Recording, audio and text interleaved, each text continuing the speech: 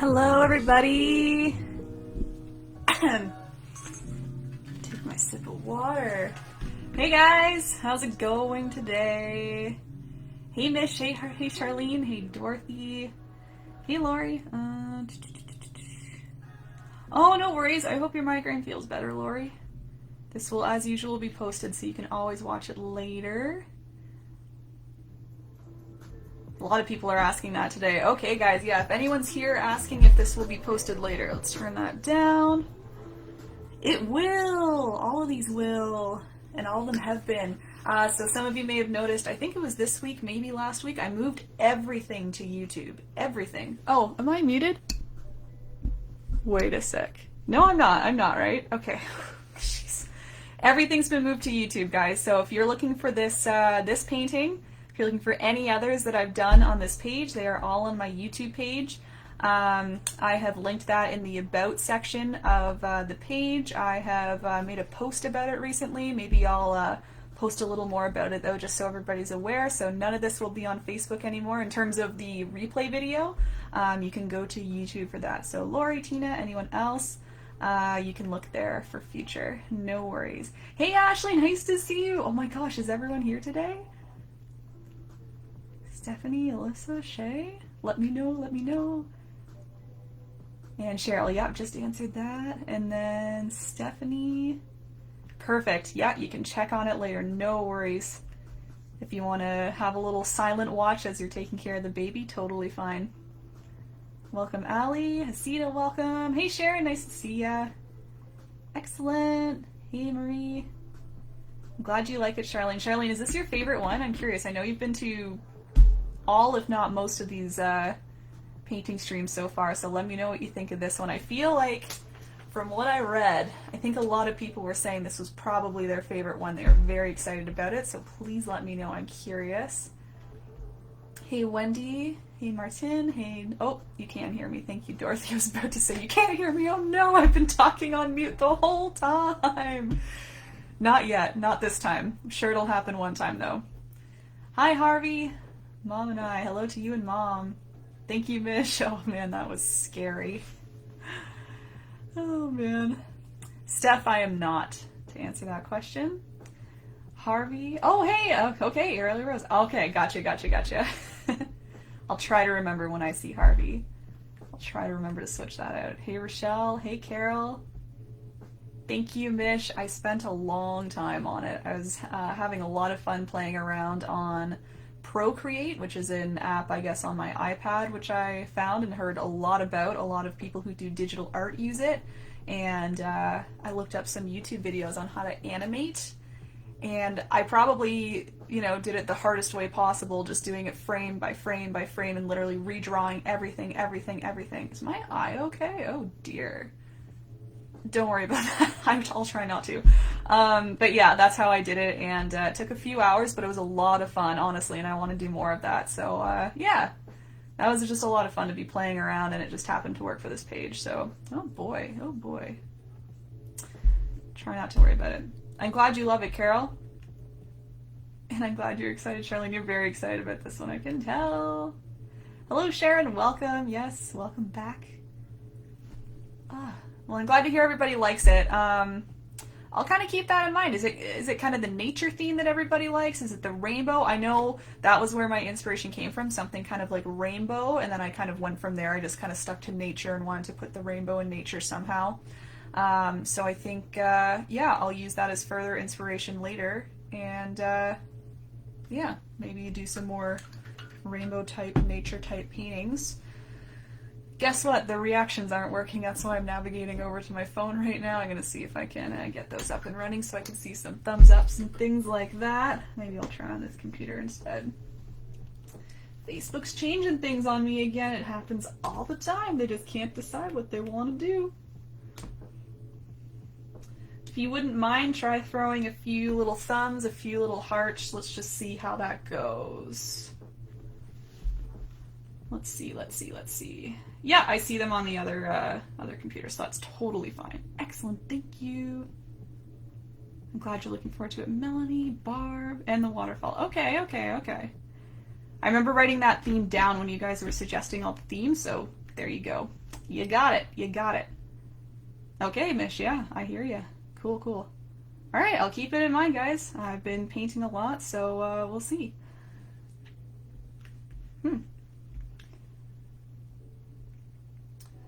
Okay, yeah, again, they seem to be working on the other side here, so I'm going to be watching kind of back and forth here. And I think there's a little bit of a lag, but they're coming. Everything's coming. All right, welcome, Kimberly. You're new. If you have any questions, just let me know. Marlene, I'm glad you like it. And Dorothy, if I skipped you, I'm glad you like it too. Thanks so much for popping in. I feel like I've written down pretty much every theme at this point, but if anyone has any more suggestions, oh, I should make sure I have my notepad before I say that, which I don't, but I can always write things down somewhere else. I'll grab my phone if I have to. If I see any themes that I know I didn't put down, I will grab it. Okay, Nigel, I hear ya. All right. Yeah, me too, Charlene. I know we could all use it right now. It's not like we're banned from going outside. Obviously, we can all go outside, but I know I'm itching for nature recently, so any escape is good. Yeah. But I hear you. Yeah, I think I'll just be using all of those as inspiration. Correct, Mish, correct. How many people we got? We got 50. That's great. Again, if anybody's brand new, has any quick questions, just let me know. I can answer them. All the materials are pinned, or I guess the paint colors, not all the materials. They're all pinned in that bottom comment. So if you want to have a look there, if you want to look at the description, I try my best to kind of describe what's going on today. But yeah, if anyone needs help with prepping things or what's going on, you can let me know. We'll start in probably like 10-ish minutes. 10-ish minutes.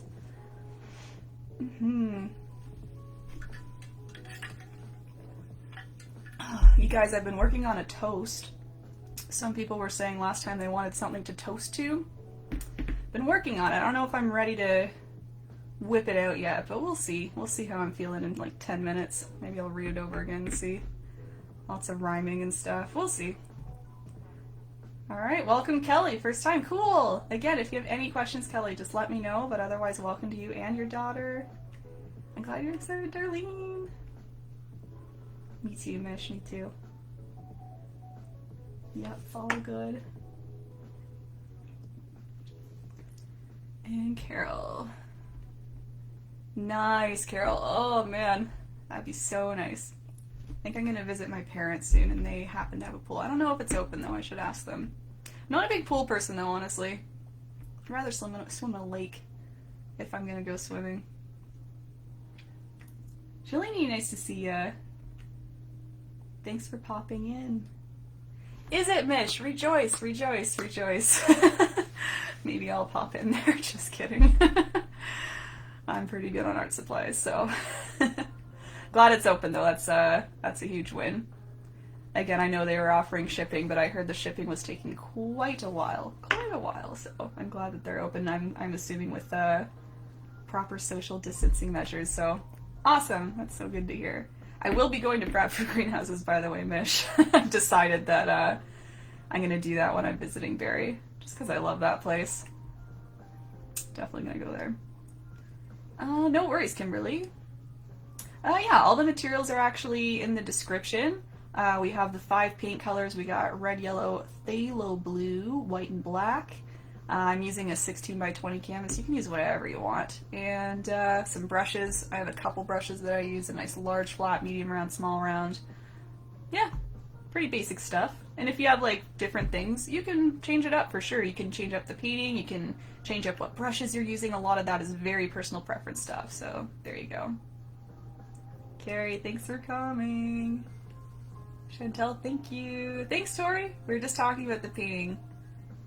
I was wondering if, for those who have been to a few of my live streams before, if they really like this compared to the others. I'm curious. It just seemed like there was a huge reaction to it, so anything, yeah, anything you like about it, let me know. Carol, you love the water. Awesome, awesome, awesome. All that nice blending and layering. It's all that layering of beautiful blues. Hey, Anna, nice to see you. Boop, there he is. Thanks, Dorothy. You know it by heart. Hey, Lauren. Thanks for coming. Oh, wow, I just couldn't wait. Sharon, they're just like, lay it on me. Oh, that's cute. That's a lot of fun. Yeah. It was pretty rainy in KW today. It was like a huge storm. Did not feel quite like the rest of the week did in terms of weather. It was so amazing and beautiful the rest of the week, and then it was like wind, rain, gray. Wasn't the best. Well, that's okay. Glad you like it, Josette. Yeah, yeah, me too, Carol. It depends on where everyone's from today. If anyone wants to shout out where they're from, go ahead. I'm curious where everyone is today, as usual. But yes, it would have been way too cold here for a pool dip. Thanks, Mish. Yeah, I spent a lot of time trying to come up with designs. That's why I have this iPad, and that's what I use Procreate too for. I was talking about how I animate on it. I actually use it mainly to like doodle on.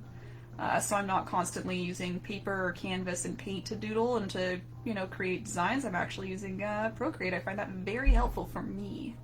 It's different for everybody, but yeah, I find it very helpful to, you know, use, and just, again, easy to erase and like make layers and blend. Procreate's amazing. Has all these different brush tools. You can use like acrylic paint versus pencil. It's just unbelievable. For anybody who's like any sort of visual person, I guess you could say. I think it's fantastic. Hey, nice, Charlene. That's where I get them too. Yeah, those 5-packs are great. They're fantastic. Cool. I'm glad you agreed, Mish. All right, we got some locations coming in. Ontario, yes, that's where I am. More specifically, KW, Oshawa, Guelph, Maryland, nice. Smithville. Yeah, I figured it would come to you, Mish. It seems like everything just kind of blows that way eventually, so I was probably a little earlier than that. Welcome from Alliston, Crystal. Oh, cool, a date night. Awesome. That's so fun. Hey, Crystal, can I give you an idea? If you want, you could split this into 2 canvases. That would be cool. If you wanted to do like a combined painting is all I'm saying. You could like do like half on one and half on another, but do your own thing. If you wanted to have a little painting competition, friendly competition, do that. But I really love when people make like one painting into a few. I think it's very cool. Brittany from Montreal, welcome. From Niagara Falls, welcome Kimberly. Lauren from Bayside, Ontario. Cool, I don't think we've had anyone from Bayside before. Cool. Petawawa, Yes Bar, Barry, of course, Mish. Hasita, welcome. What brushes am I using? I'm using 3 of them. I'm using this large flat. These are all flexible, but medium round and a small round. All flexible though. If you have 1 or 3 of those, or none of those, or you want to paint with your fingers, all of that's cool. Yes, usually snowstorms though, yeah. Chantel from Sudbury, hello, welcome. What's our time? Few more minutes, then we'll get started. Glad my reactions are working at least over here. Just keep looking. Amanda from Hanover, welcome. You're welcome, Sita. No worries. I try and keep it pretty consistent for you. You're welcome, Kimberly. I'm glad. Yep, makes me happy too. It's always fun popping on here and seeing everybody, so thanks for coming once again. Has anyone checked out the YouTube videos? Also curious about those. I noticed that a lot of people liked the full-length videos, and I'm shocked. I spent a lot of time editing the first live stream I did into more of like a condensed version, and I noticed that not a whole lot of people were gravitating towards it. It could be just because the channel's new, and maybe some of you, or maybe a lot of you tuned in live for that one. You just didn't care to watch the condensed version. Totally fine, totally understandable. But yeah, I found it interesting. I think people are liking just watching the whole live stream. They like watching me babble, which is what I thought I was taking away from cutting it down into, 30-ish minutes, but okay.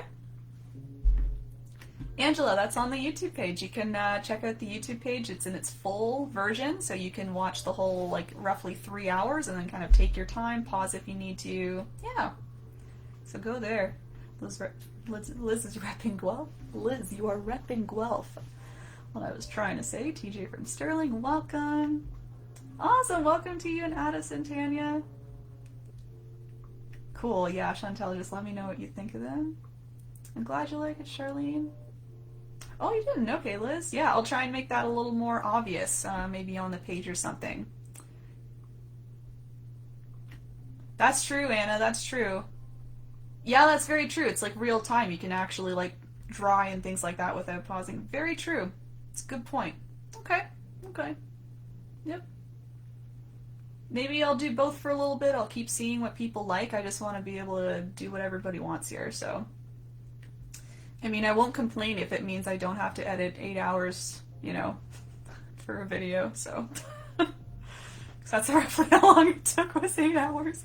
But it was because I was doing this for the first time in a while, so I used to edit videos for fun all the time and kind of forgot some stuff, so I had to really do my research and do a lot of tutorials on YouTube and stuff like that. Anyway.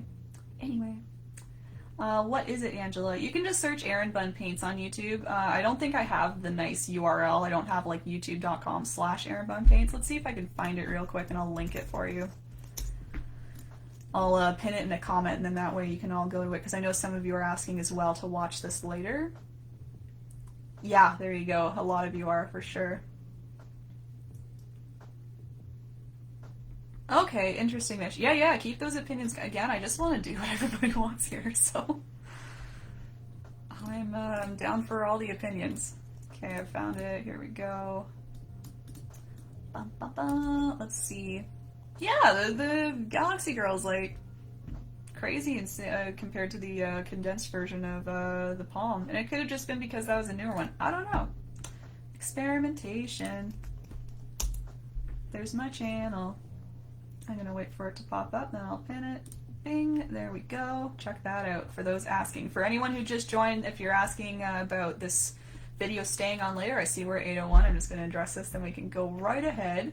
Yeah, you can check out the YouTube channel. Even this video here, what I'll be doing is it'll probably be on Facebook for like roughly an hour, and then I'm gonna take it right down, put it to YouTube. It's only because I need to download it and then do some stuff and upload it to YouTube. So just go straight there if you're looking to do this later, or tomorrow, of course. That'll be where it is. That's okay, TJ. Excited to see how it turns out. Again, I encourage everyone to post some photos when they're done. I'll see everybody's beautiful paintings. Deepa, I've had people do that before. They do like a watercolor in the background, and then they'll stack acrylic on top as like the more foreground elements. So try that if you're looking to combine. Yes, please. Yeah.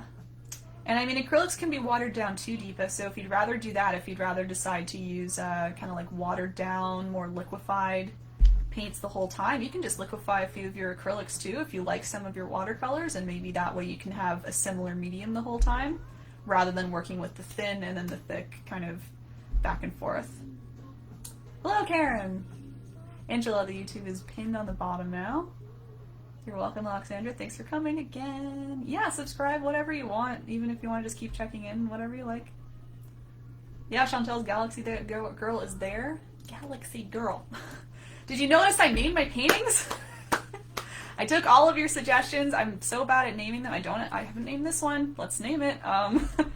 Yeah, I'm starting to name them when I post them to YouTube, so I better think of a name in the next couple hours here, so thank you, Mish.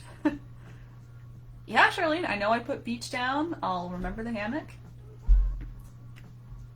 And you're welcome, Joanne. You're welcome, Deepa. Okay, guys, it looks like we're all ready to go.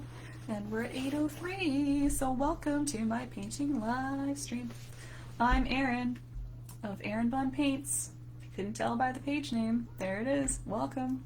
So yeah, today painting this painting for you guys. You're welcome to follow along if you like. You're welcome to just watch and relax if you want. I'm happy to talk to you in the comments if you have any quick questions or whatnot, and just chat in general. I think this is what this is kind of turning into, just fun hangout time, fun painting time, fun chat time. So however you want to treat it, that's what it is today for you. You can just put me on mute if you want. If you hate the way I talk, you can just watch me paint if that's relaxing. I know I don't have such a soothing voice like our boy Bob down here. I need to raise him up. But yeah, whatever you like. And again, I'm happy to help out if you need it. Just let me know how I can help, and I'll try my best. Otherwise, it's just supposed to be a fun time, fun couple hours. Should last a couple hours. Hey, Kellyanne! Hey, TJ's daughter.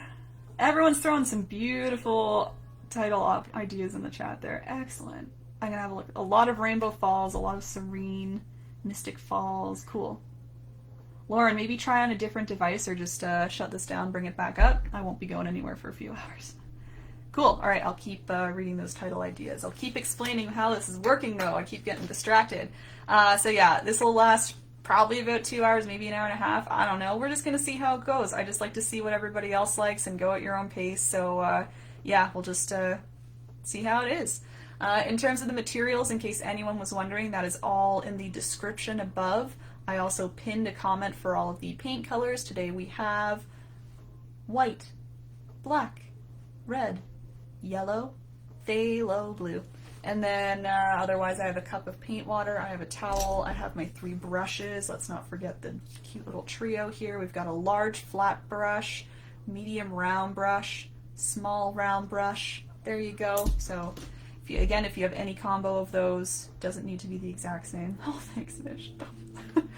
yeah, you can use whatever you like there. Again, it's all flexible. It's just what I use and what I guess, recommend and what I'm used to. I think a lot of painting is just kind of what you're used to. So there you go. So guys, last time I was doing this, everyone was saying they wanted to toast to something. I know I kind of do a little cute cheers at the start, and everyone was like, but I want to like toast to something. And I kind of made a little thing. I don't know if you guys want to try it out, that you want to like try and toast with me and like repeat after me and try that out, or if we should just, I'm just gonna do it. I'll see how it goes, okay? Let's do it. If you guys think it's like corny or just not the best, you can let me know. I'll try and really sell it for you though, okay? So if you're having a drink or even just a snack, you can like raise your drink or raise your snack or something, and we're gonna do a toast. And you can repeat after me or just kind of listen and, you know, be at home and enjoy the toast. Ready? Okay. A toast. From coast to coast, to painting, but not complaining, to Bob, the total heartthrob, to you, to phthalo blue, and to me, for willing to see the fun of painting after a cheers or two or three. Cheers or two or three. Yeah, okay. Let me know if you enjoyed it. Oh man, whew, that was a lot. I whipped that up in like 20 minutes, and yeah, let me know what you think of it. It's just a little cheers, a little rhyme, something we can do. We'll see how it goes. See if it flows. Alright guys, so I'm switching this painting to the back so you can kind of watch what I do here, and then you can have a look at the painting back here. I think it's going to be called Rainbow Falls or Serene Falls or something like that. Again, I'll have a better look a little later with all your suggestions. And hello to everyone who just joined. Carol, oh no, Carol was here. Melissa, hey, nice to see ya. Okay, I need to concentrate on doing this, and then I'll keep writing your lovely comments. Alright guys, I'm going to start with this nice big brush, this nice big flat brush. And I'm going to start in the very middle of the painting. I have lots of all my lovely rainbow colors going all the way up, so I like to start with white. I'll move to a yellow, I'll move to an orange, a pink, etc., etc. So yeah, that's what we're going to start with, is just the white in the middle and this nice large flat brush. So I'm going to start by dipping into the water, dabbing on my paper towel, or my towel, excuse me. If you have a paper towel, that's fine though. And I'm going to use white paint to begin. Welcome back to Volcano Plate, getting bigger by the hour. White paint. And I'm going, I would say just below middle. If middle is about here, I'm going to go just below. You can see our waterfall water line is just below middle, so that's why I'm going to start about there. I'm starting with what I would call just a nice semicircle.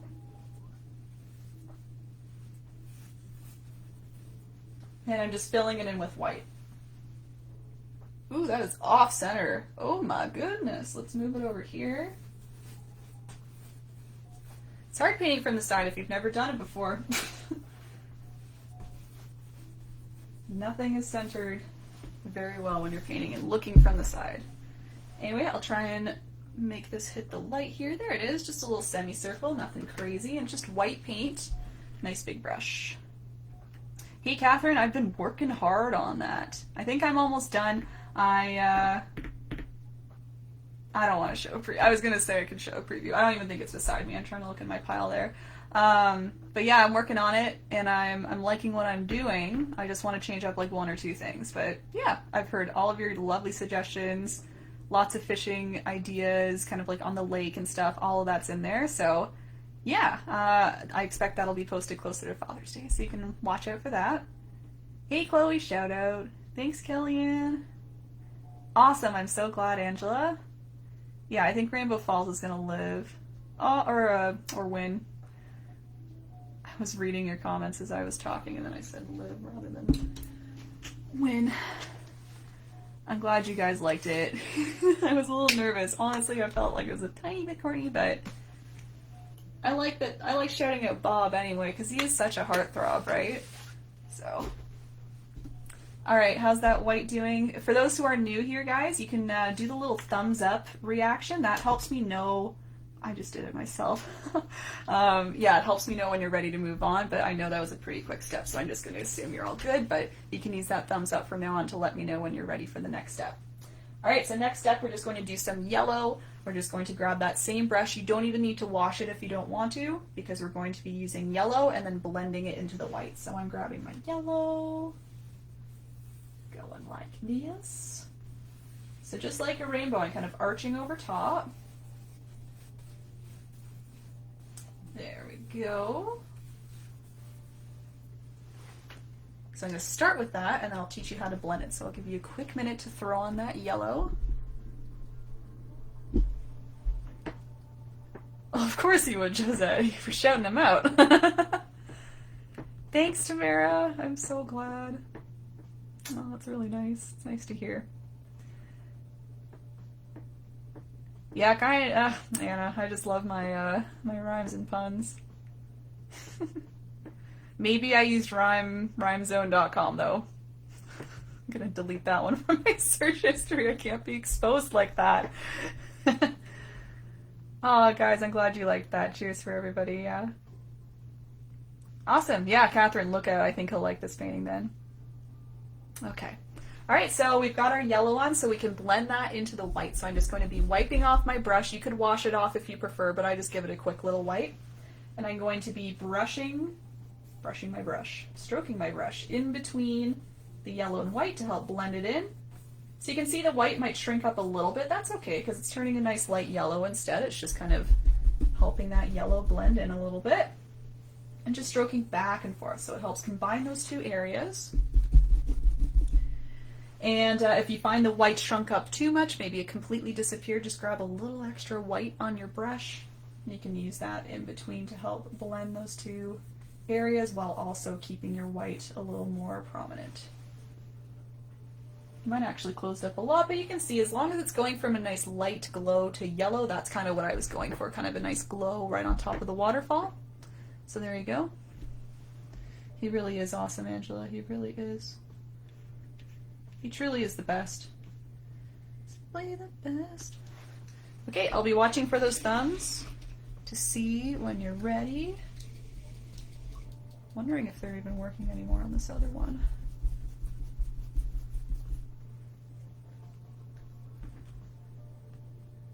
We shall see. Nothing yet. Oh no, maybe they stopped. Oh man. That's okay. It's not the end of the world. Nope, they are there. They are there. I just needed to give you a little extra time. Thank you, guys. Okay, so next color is going to be the yellow, or the orange, excuse me. We just did yellow, so we're doing orange next.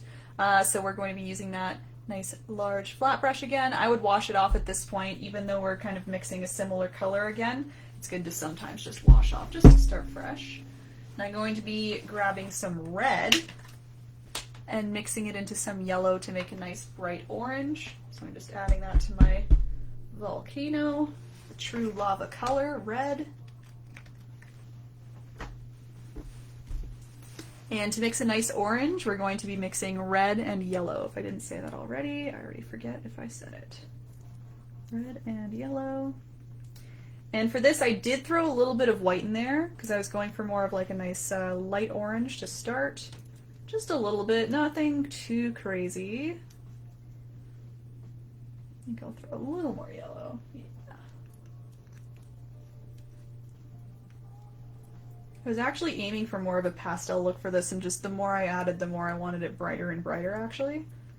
My original drawing, again on that Procreate app, it was all pastels. I don't know what happened. The brightness just took over. Okay, I've got my orange ready to go. It looks pretty bright on screen, but it is more muted in person. And I'm putting that now around my yellow. So once again, doing a nice archway. Sticking with that rainbow type look. It's gotta be Rainbow Falls, right? It's gotta be Rainbow Falls for the title. Just makes sense. Although I liked the alliteration of the other ones. All the other paintings I named, they all happen to be using the same consonant or vowel each time. Galaxy Girl, I think it was Beach Bone, or Buried Bone, Paradise Palm. I like consistency, you know? But we can break it for Rainbow Falls. So I added my orange. I'll give you a quick minute and then I'll just blend that again. It's the same step as last time, but just in case you need to see it. Yeah, no worries, Kellyanne. First step was adding the white. We added it in a semicircle just below center. We added yellow after that in a nice kind of archway, kind of like a rainbow on top. Then I blended the two together using a semi-clean brush just in between, moving the two colors together. And we're on step 1, 2, 3, 4. Step 4 is adding the orange, and we'll be blending that next. There you go. Okay, and if you want to blend the orange and yellow, I'm going to do that now. So this is going to be pretty repetitive, but I'll keep doing it just in case anyone wants to see. Taking my clean-ish brush and now brushing in between the orange and yellow. You can brush with whatever side of the brush you like. You can do the thin edge, you can do the wide edge. It depends how, controlled you want your blend. If you want, your blended area to be a little bit smaller, use the thin edge of the brush. You can kind of flatten it and use the thin edge back and forth like this. If you don't mind getting it a little bit wider and kind of having more of a, smooth, kind of blown out blend, you can use the wide edge and go back, forth, back, forth. Or do a little bit of both. Try out both, see how it works. I've had great luck so far with all of my paint staying wet and nice and blendable. If anyone's having issues, you can let me know.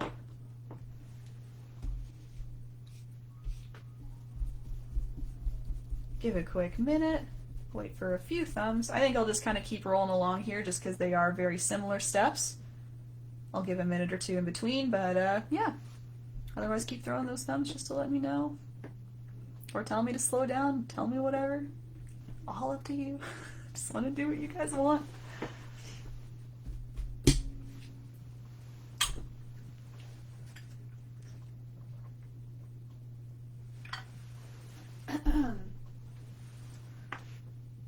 And if anyone has more ideas to my toast, please feel free to contribute.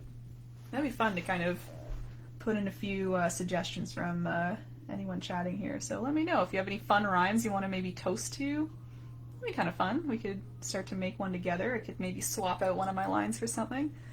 And I did like toasting phthalo blue too. I thought that was super necessary. What kind of blue do you use? Phthalo blue.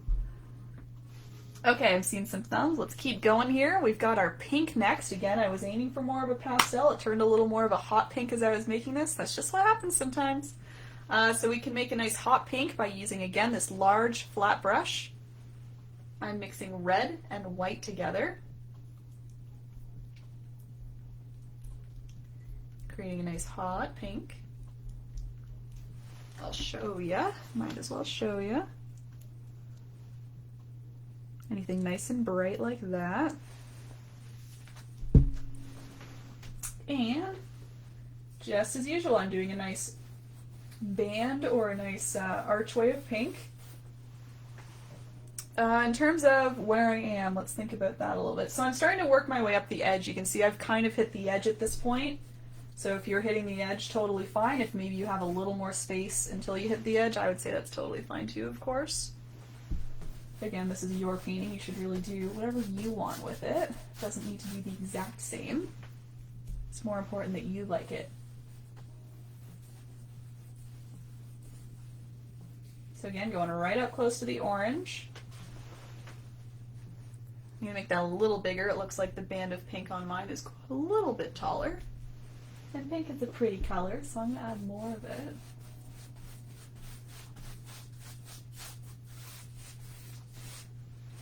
And just for reference too, we only have 2 colors after this, so I might add even more here. I think maybe I didn't add a lot of yellow compared to the one in the back there. Pick your favorite color and just add more of it. There we go. That's a little better. Yeah, it is, Liz. It's a lot of like just kind of repeat steps, I guess, and learning some basics here and there. We'll do some happy little trees as an ode to Bob, so we got lots coming up too. It'll be good. Okay, I'm just going to go straight on to blending again because that's a very repetitive step here. To blend the pink into the orange, just using again a nice clean brush, semi-clean brush, brushing in between the orange and pink.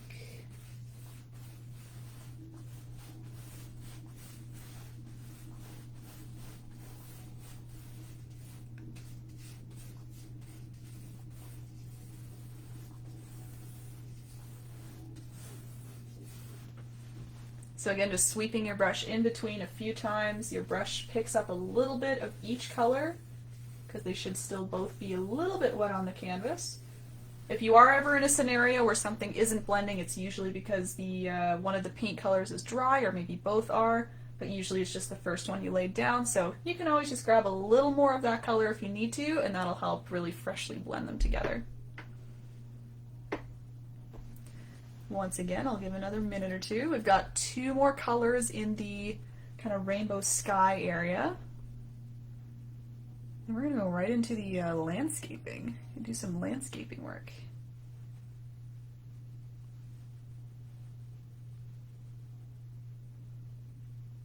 So you want them. I'm going to touch up that edge. That's a little spotty. Oh, and we've hit the edge, of course, so if you want to wrap the paint around the sides, you are welcome to do so, just to kind of complete the whole look of the painting. So wrapping the pink around, for example. When we get to the purple, you can wrap the purple around, the blue, etc., etc.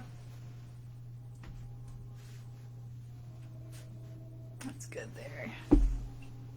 There we go. Hey, Quinn! Thanks for coming. So great. I love seeing you pop in. All right, lots of thumbs there, guys, so let's go right ahead. We've got our purple coming up next, so you can take your clean brush again. If you haven't cleaned it off, I would clean it off for sure. Guess what? We're using our favorite color, using that phthalo blue. I made a mistake. Hear how empty that is? I had a new blue in my kitchen, and I just didn't bring it over here, so I'm going to see if I can use what I have. If not, I might have to run and go get it, because this thing has been running out for quite a while. Once again. This is not the painting ASMR that we signed up for. Okay. So I've got phthalo blue on my plate. I also have some red. And to make my nice purple, I'm mixing those two together. I would say I use a little extra red in my purple. I went for more of my favorite shade of purple, which is a little more of the reddish tone. So I would say use like maybe 2/3 red, 1/3 blue. And I also lightened it up a little bit so you can see how dark that is. If you're getting a nice dark purple like me, that's fine. That's exactly what'll happen when you mix just the red and blue together. So to lighten it up just a tad, I'm going to grab some white. And you can see it'll just brighten it right up. So once again, I'm still looking for a nice bright purple. I wouldn't call this pastel-y, even though that is, again, what my original plan was with this painting.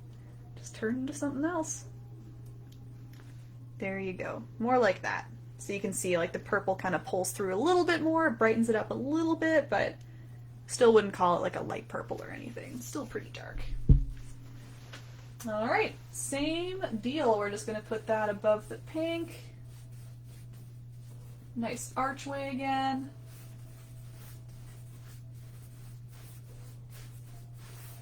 And yeah, I wanted to lighten it up just to brighten it a little bit, but you don't want to brighten it up too much because you do kind of want it, well, I kind of want it at least to go from light to dark. So, you know, even if you're lightening something up, as long as it's just a little bit darker than the color before it, it'll kind of match that whole idea that it goes from this nice light white glow and then into a little bit darker, a little bit darker, a little bit darker.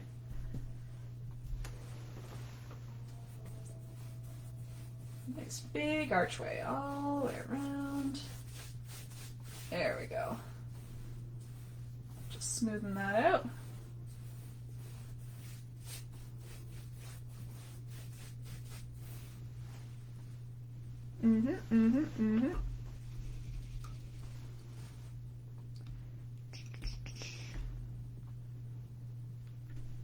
Glad you like it, Liz. Of course, Lilith. That's the whole point of this thing. It's just a little bit of entertainment, even if you're not painting along. As long as I'm just giving you an hour or two of like fun, a little bit of a distraction, that's why I want to be doing this. So glad you're enjoying it for that aspect. That's uneven again. Look at that. Let's go. Yeah, just a little more here. All right, once again, I'll be blending that into the pink, so I'm just wiping off my brush. Again, it doesn't have to be perfectly clean, just kind of clean. Brushing that in between my nice pink and purple.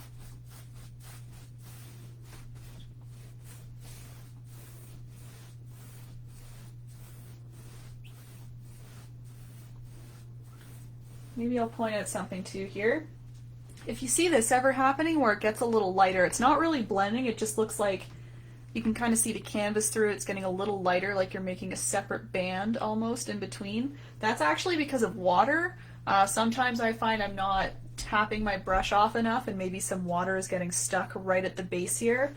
And then when you start to brush or blend, the water starts to come out and kind of liquefies the paint. You can kind of see the canvas showing through. So that's what's happening there. So just in case anyone was wondering if they saw that on their painting, that's what that is. It's just a little bit of water. So to combat that, I just grab a little extra paint and sweep that on top, and then that way the paint will kind of eat up the water a little bit, and at least it'll get rid of that, you know, canvas showing through a little bit, and you can start to blend your colors together a little bit more there. Yeah, it's looking better. It's not quite as obvious anymore. Just gonna blend a little more over here. So again, you can always pick up more paint as you like. If you need to pick up a little extra pink, that's probably the likely color that you're going to pick up, but you could also pick up a little extra purple if you need it too.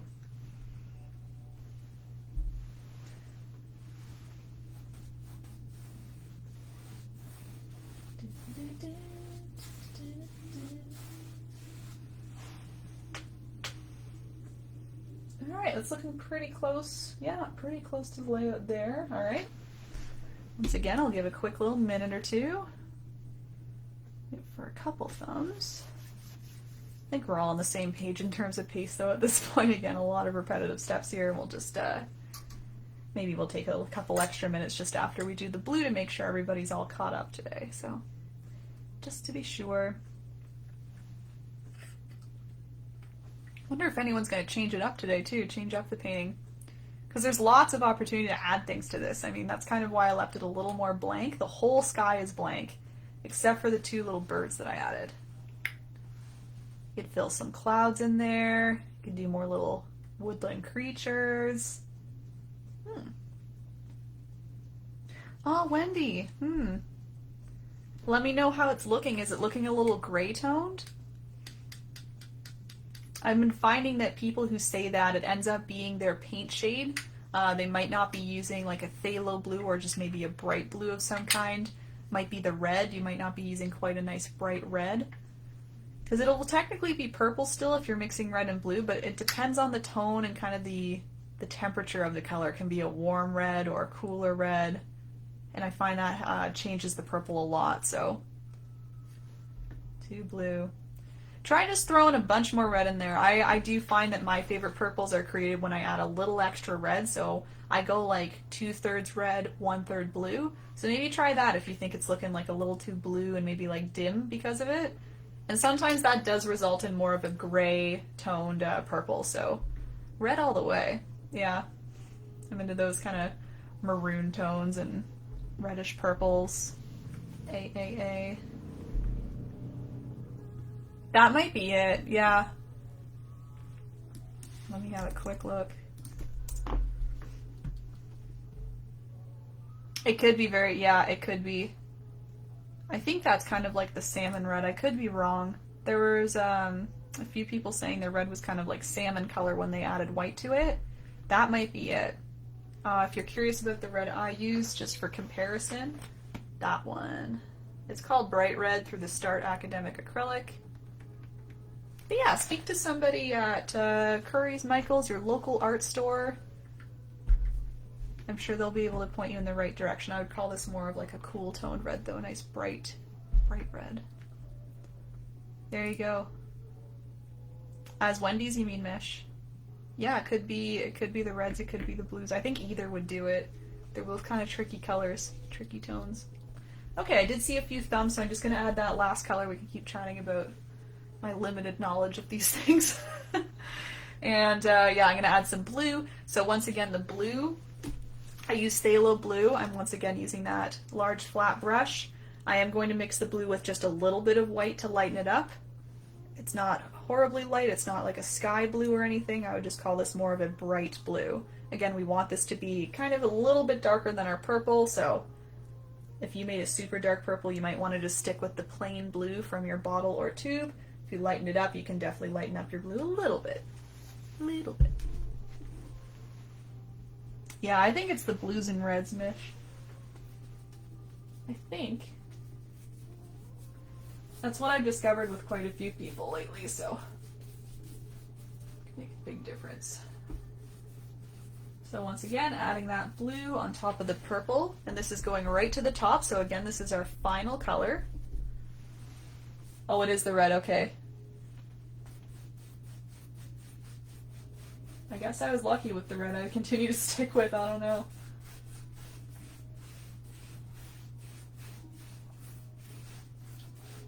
Yeah, bright and I think cooler toned reds. If there's ever a cool versus a warm red, I'd go with the cool one.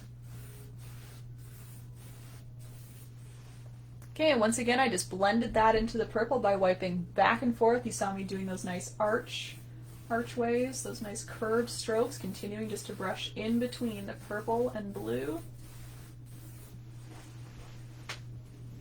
Right about there. Yes.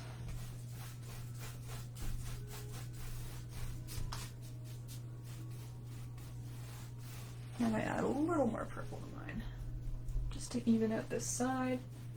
So yeah, acrylic paint is good because you can keep playing with it as long as it's still dry. So I was just noting that my purple looked a little bit thinner over here. You see how small that band is, and then it gets real big over here.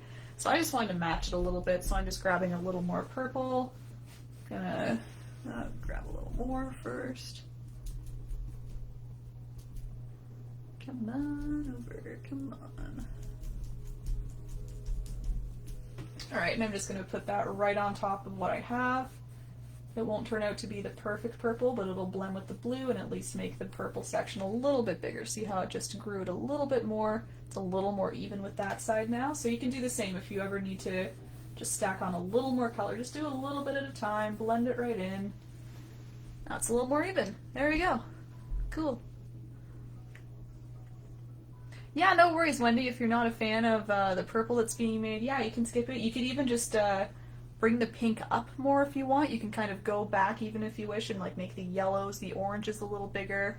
And then that way you have more of like a sunsetty look. It doesn't go into the really dark tones. It'll just be the nice warm tones, the nice yellow, orange, pink. Just a thought. But yeah, otherwise take your time. Video's available later, so there you go.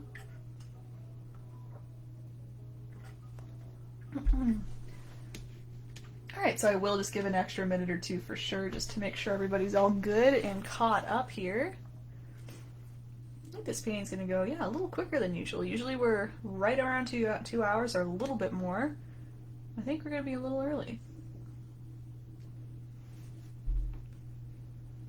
But who knows, sometimes the trees can be a little bit tricky, so we'll see. We're using Bob's technique, so it'll be all good. Yeah, Tori, that totally works too. Especially if you want like a smaller section, you could just kind of skip making purple and just blend it. Totally. Same with the orange, you could have done that too. You could have just made the yellow a little bigger, use the pink to bring it down. Sometimes I just like doing each and every one, just to make sure I have like a nice big section of each so I really see each color. Sometimes I find if I blend the two together and hope for it, it'll be more of like a small little band of color. So that's just my thought. When I have lots of space to fill, I'm like, I might as well just make all the nice colors together. Forever, Joanne! I don't plan on taking those down. I just want them to all live there happily all together. Nice little collection. Yeah, why not, right? I'm doing different things every time anyway, so I might as well keep them all up. I think. Unless you have a different opinion. But yeah, I think it'll just be forever.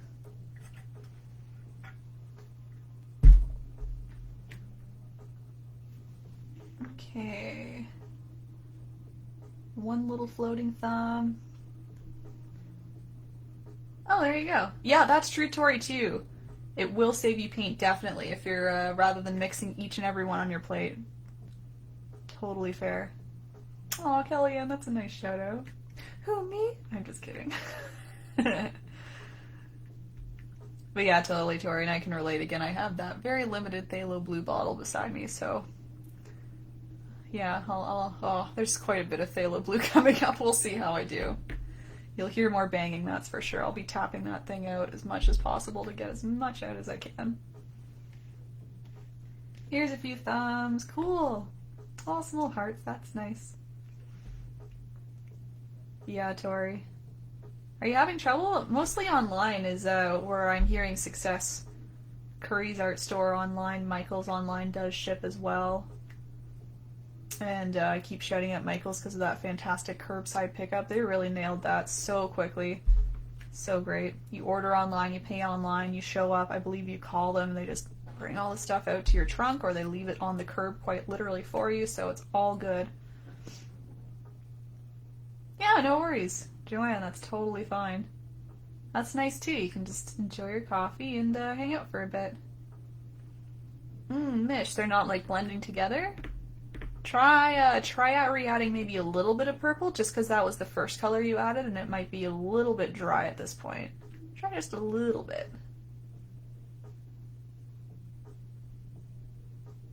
That would be my suggestion. You could try adding a little more blue, but just because you just added it, I assume that's not the issue. It's probably the purple, just a little purple on your brush in between. Oh, that's good, Tori. I've been hearing a lot of Walmart success stories. Oh, I'm glad, TJ. Thanks, Jennifer. That's really sweet. I really don't think so, though, but thank you. I'm still learning. I feel like people don't know that I'm constantly learning still. Okay, and a time limit. That's interesting. Wow, they track you and they're like, okay, go. That is interesting, though. But yeah, otherwise, again, please, check out their curbside pickup, too. It's a great system they have. You can, again, pay online, choose everything online, and show up. Okay, I did see like a group of little thumbs come in, so I think you're all okay. Awesome, Glavnish, that's good. Yeah, I'm seeing more. Great, okay. Alright, I'm gonna bring this forward again. We can have a nice close-up look. So what I did is I did some layering here. So I'm gonna start with just black. Black was my main layer behind all of these things. I did all black here, even behind the waterfall, because you can see all of the nice kind of darkness showing through, especially at the bottom. That was my goal, to make it look like the water was quite heavy up here, of course, where it's kind of spilling over, and then it comes down and starts to separate a little bit. It gets a little more transparent, so you do want to see some black behind there to really show that, you know, there's some shadow behind all the water. So we're just going to be taking black and literally just carving out this whole area just in plain black paint for now. So I'd probably keep using that large flat brush that you had out. You can just give it a little wash. A little scrub in the tub. There we go.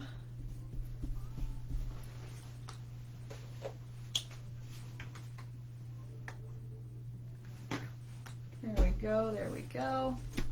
Got some black paint on volcano plate here. Oh, it's leaking into my white. Go away, no. That's okay, I've got lots of white, just the blue I need to savor. Okay, so I'm grabbing my black here, and I'm just going to take my large flat brush, and again, I'm literally carving out the kind of horizon line that I want. So I start a little bit higher up. You can see I start, I would say, just above halfway over here. So remember, I recommend we start just a little below halfway for this rainbow. So now we're going to start a little above here. Doing some nice curves for hills, so kind of going over and down, over and down. And in the middle, I'm just going to go straight across. So that's where our waterfall is going to be kind of spilling over. And on the other side, just something similar, a little bit of a, you know, curve going up like that, maybe a bigger curve like that.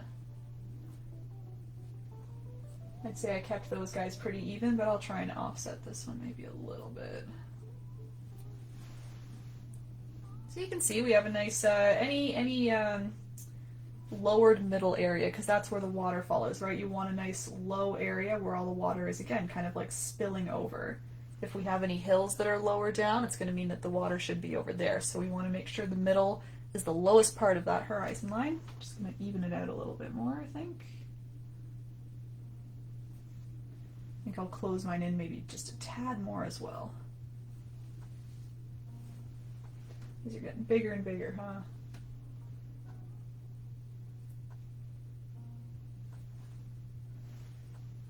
Oh, now it's a little small. All right, that's okay. Change dramatically, that's all right. Okay, so whenever you're happy with your horizon line, you can just apply black all below there, everywhere, everywhere, everywhere. It's our nice base color.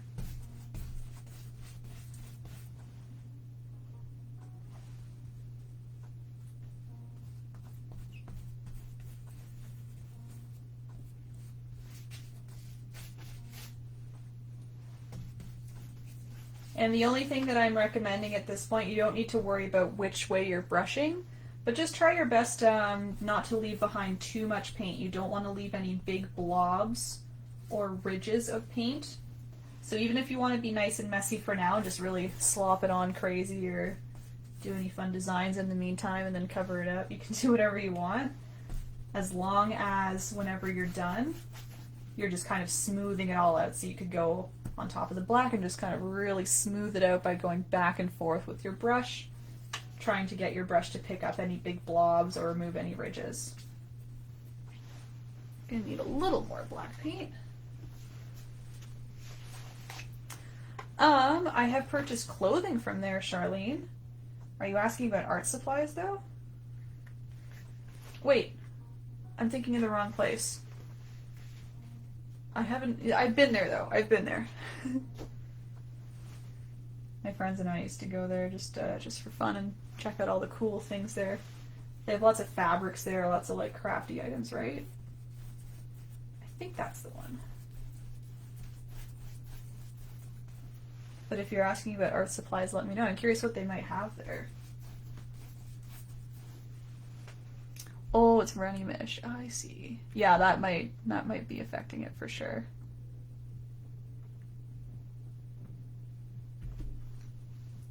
I can't wait to see how that is. I think this would be a fun one for watercolors. Again, obviously all that rainbow blending. I feel like I was channeling my inner watercolor when doing that. I know I keep saying that I don't really paint with watercolors, and I don't, but that's actually like the first medium I really had fun with. When I was in like grade 4 or 5, it was all watercolor, everything. I just loved making just sunset after sunset after sunset of just like color, color, color, and blending it all together. I thought that was the coolest thing, how all the watercolors kind of just blended seamlessly, just like acrylics do too, but at the time watercolors were all I knew.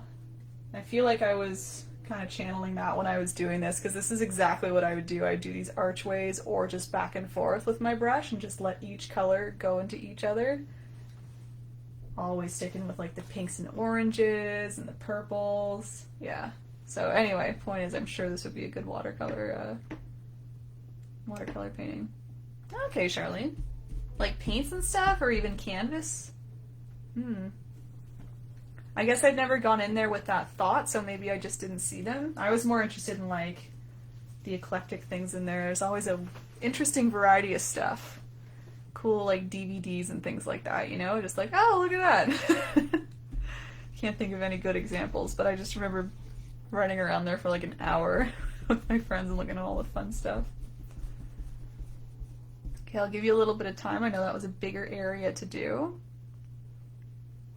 And again, as a reminder, whenever you've got the black on, just use that brush, really white back and forth. You saw me really doing that, going back and forth.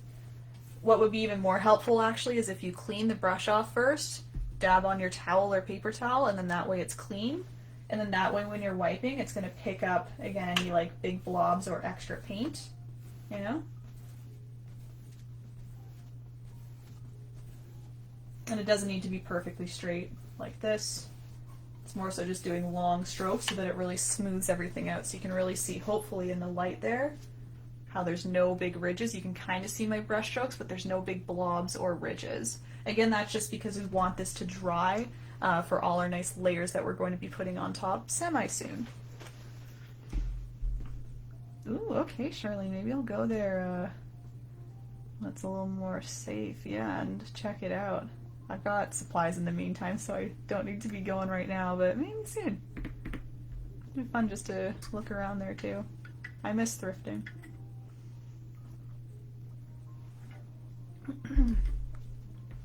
Saw a couple thumbs. Maybe I'll leave another 1 or 2 here. There was 2. Alright, cool. Alright, so we're going to actually continue working with black. We're going to let this kind of backdrop area dry. And we're doing some happy little trees! Bob the Heartthrob, here he is. Check these out. These are totally Bob trees. Love them. Alright, so I'm just doing a few on each side. That's just because, you know, I didn't have too much room up here. I probably could have fit a few more in here, but I wanted to keep it a little more simple. If you like the trees that you're making, you want to really fill it up or make them taller or something, or even leaning a little bit, go for it, go for it. I'll show you how I do these trees. I'll go nice and slow, kind of one at a time, just to re-show you the technique each time. But if you get it after one, you can just kind of keep flowing and keep adding.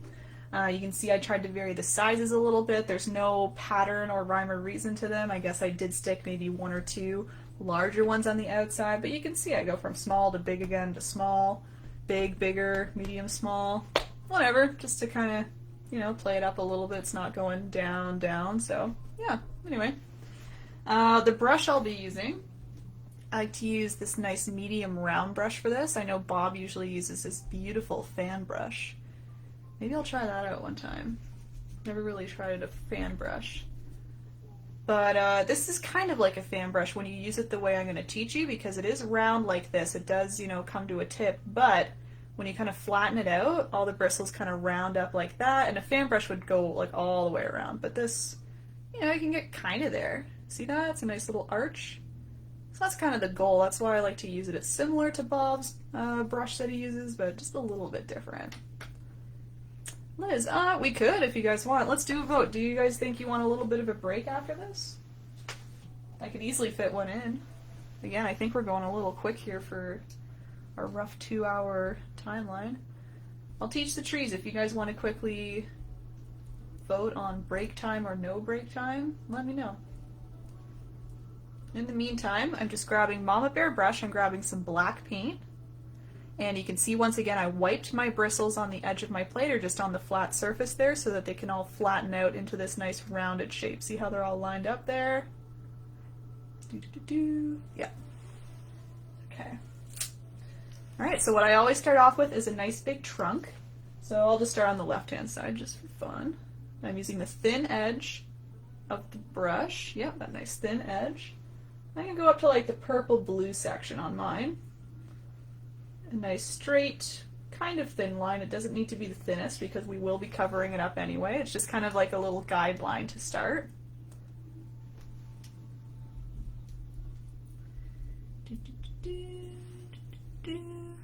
Couple votes for just keep going.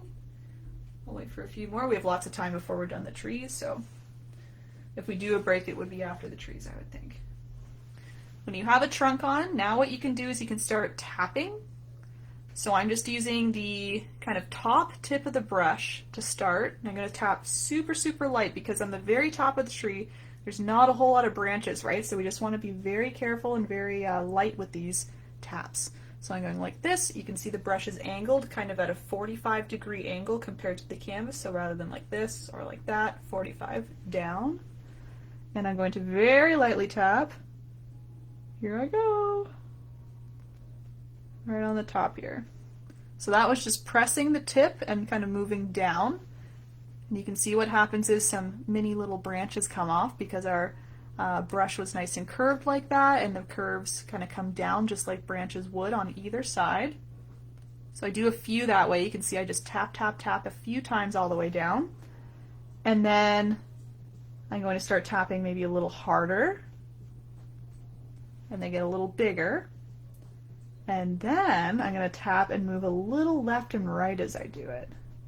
So right, a little left, a little right. It's kind of like a zigzag. You can kind of see a zigzag in there. I wouldn't want to stick to an exact zigzag, so sometimes maybe I'll, you know, make them kind of line up a little bit just to change it up. Then I grab a little more black paint, but I'm just continuing down. You can see what I'm doing with each branch. I'm trying to tap a little further out, working my way down. There we go. And you can see what happens is a nice triangular shape starts to form, just like a nice tree would be. Oh, once again, a little lopsided. That's okay. Tap these guys out a little bit more. And then from there, what I do is I grab a little more black, I start tapping kind of in the middle here. So I start to just tap again with the tip of my brush, kind of zigzagging my way up a little bit. And that way that fills up the middle a little more. So I like doing that just because I find if I don't, it looks a little empty, a little kind of scraggly, almost like skeleton-like. And I like to really fill it up so it's a nice full tree. And then lastly, just a small detail, you could kind of, you know, widen out some branches a little bit kind of at the base, and then that way on the tips there, they stay nice and thin. And yeah, in the end, you can see there's really not a whole lot of gaps in the middle. That's why I said the trunk doesn't really matter. It's more so these tips that you can see on the ends here, so you can see all the branches kind of as they come further out. And again, mostly the shape is the most important part here, the nice triangular shape coming down. Okay, I think majority's saying no break. I'll keep watching though.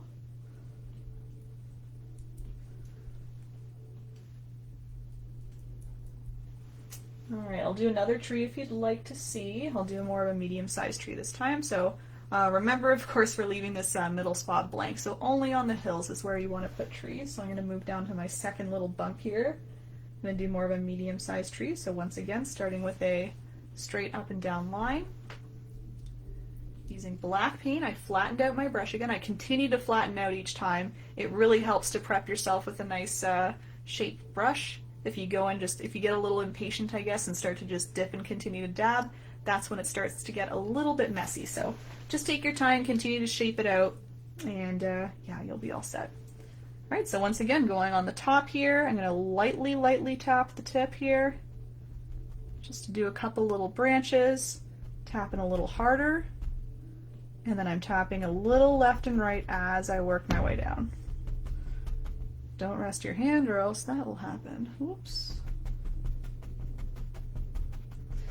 I guess the other thing I'll note too is I do like to point my branches a little bit down. You can see how they're kind of hanging. You can see it more on this one. They hang a little down as if they're really heavy and gravity's kind of pulling them down to the earth rather than having them straight out like a big T shape. They kind of hang down, especially near the bottoms.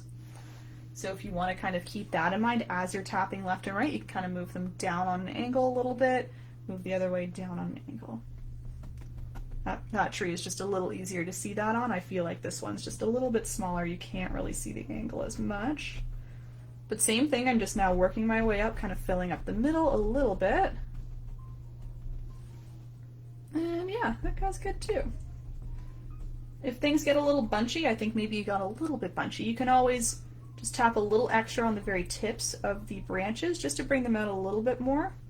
You can see now how that kind of softened it up. You can kind of see the tips of the branches a little bit easier. There he is. That's tree number 2. Each tree needs a little friend. Okay. Alright, so I'm going to do a couple mini guys over here, and then I'll move over to the right-hand side. Again, if you feel like you have the technique down, you can just go right ahead, add your own trees, whatever sizes you want. So the mini trees are the same, just maybe a little more delicate, because of course we're trying to have just small little trees, so I'm just very lightly tapping on the top. And by the end, I'm barely moving left and right, I'm more so just tapping a little harder. Maybe going a little left and right, but he's just a tiny little guy, he's just hanging right on there. He's going to be right close to the waterfall. Oh, he's going to get a little splashed. And I'll put one right in between, it looks like. Just trying to stick to my original there.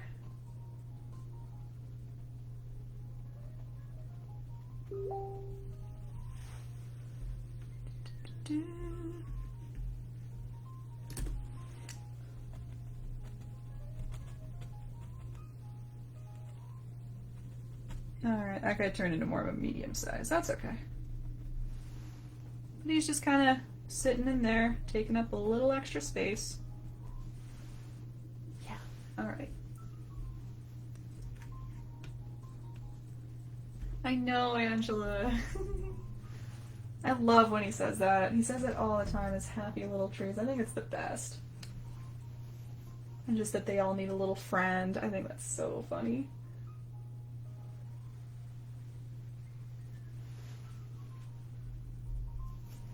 These happy little clouds and happy little birds. Everything can be a happy little anything. I think that's the best. Oh, great. I'm going to show you how to fix that. So I tapped a little hard at the top there. You see how it's like a little bit heavy on the top there? There's kind of bigger branches. I'll show you how to fix that in a second. In case you did that, maybe you got a little too excited. I tend to do that. I get very excited about making my branches and then I just tap real hard at the start instead of playing it safe and going a little bit lighter. So I'll teach you how to fix that because I've learned how to fix it because I do it so often.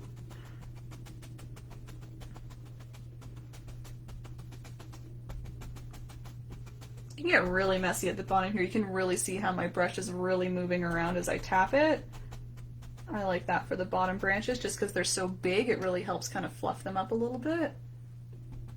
So again, I'm just working my way back up, tapping more in the middle. I still like to zigzag just so it doesn't look like it's like a solid chunk in the middle. It kind of zigzags a little bit back and forth. Okay, that's quite the shape. It's like thin, thin, thin, thin, thin, boom. And it's just not thin enough at the top for my liking. So easy fix for that. If anything's lopsided, if maybe you again got a little too excited up here, or you feel like your whole tree even is just a little bit wide, nice little hack you can do. Just throw another little line up there. Nice little thin trunk. And then what you've done is you've just grown your tree a little bit more, and now you have more space to take your time and just lightly tap. And now you have a nice delicate tip compared to what you had. And now my tree, I did not expand until down here, so I just need to make sure I'm going back and maybe tapping a little extra. See that? And it changes the whole shape. I just need to make these a little wider now to match what I've done. Keep extending. You want to make sure it's going a little wider each time. There it goes. That's much better. That's quite the interesting tree shape. Trees are all different shapes too. I probably could have left it and been okay, but just to, again, stick to what I did there. I'm trying to keep with those triangle shapes. He turned out pretty big, but he's nice. Give him a little friend very close by over here. You can really hug the edge if you want. Even if you have the branches falling off, that's totally fine. You can just use the same technique and just kind of know that when you hit the right hand edge, you can just go right back to the left hand edge. You know, you're not as worried about making all the branches on the other side there. Tapping a little like that.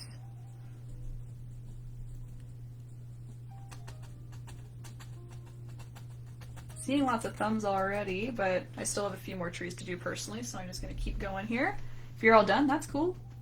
Again, some of you wanted that break time, so if you finish a little quicker, you can just kind of take a little bit of a break now, and I'll probably give a minute or two after I'm done my trees just to make sure we're all caught up with each other. So just a little heads up in case anyone did want a break. That might be a good time for that.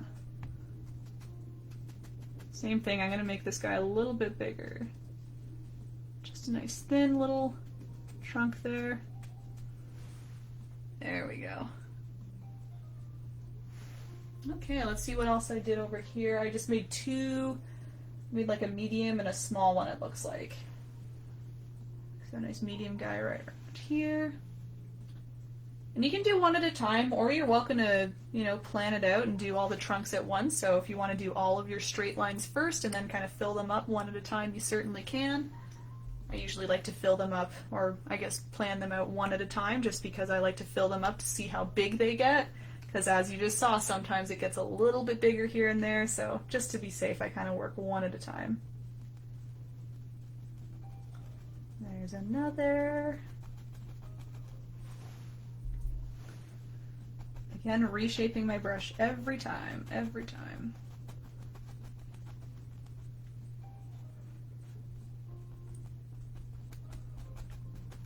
This guy's a little messier, that's okay. So see how soft that's getting? He's very soft compared to my others. I shouldn't even call him messy, he's just softer. I think that's just because I had maybe a little less paint on my brush, and so it was coming off a little more stipply rather than a little more clean like these. These are almost blobby, and these are, or that one is a little softer. I think that was because of a little less paint, just kind of scraped off a little bit more. So I'm just going to try and define his branches a little bit more. Otherwise I'll let him be. He can be his own little tree. He's cool too. There we go. And I'm doing that last little teeny tiny guy.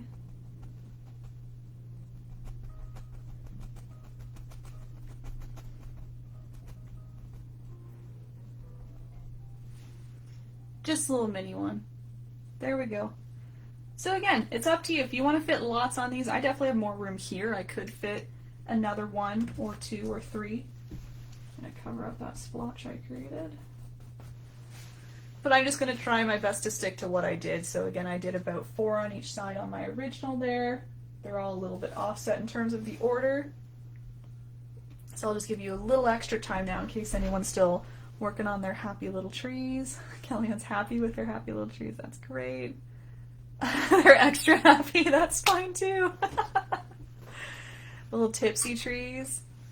Nothing wrong with that, Kellyanne. Yep. Extra happy. So again, I'm just leaving like 1 or 2 minutes here. No official break, but if you want to use this as a little bit of a break, you certainly could.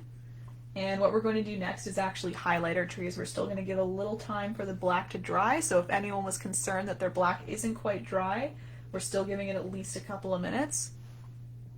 And again, I'll judge by how everybody's doing here. We can always give a few more extra minutes after that too if you need. So you just let me know how it's doing. Mine is quite dry. My fist was again sticking as I was leaning against, but I think it's not sticking anymore. Yeah, that was there earlier, I swear. There we go. Aw, they're like a little sad, Kimberly. Maybe they're tilting down a little too much. I know I encouraged you to tilt your branches down, but maybe they're a little too droopy. You could always add a little more to the edges just to maybe bring them a little more straight out if you want, just to see if it makes them a little happier. Shalini, yeah, for sure. Maybe in like 1 more minute. Still waiting on a few thumbs as well. So throw some thumbs if you're ready, and then we can highlight our trees. That'll be the next step. Doing some nice highlighting. I'll bring it forward so you can see.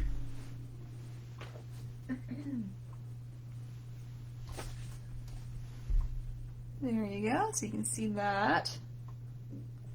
So for the highlights, what I did is I just used a nice kind of medium to light gray. I would call it more of a medium gray because it really shows up on the black surface there.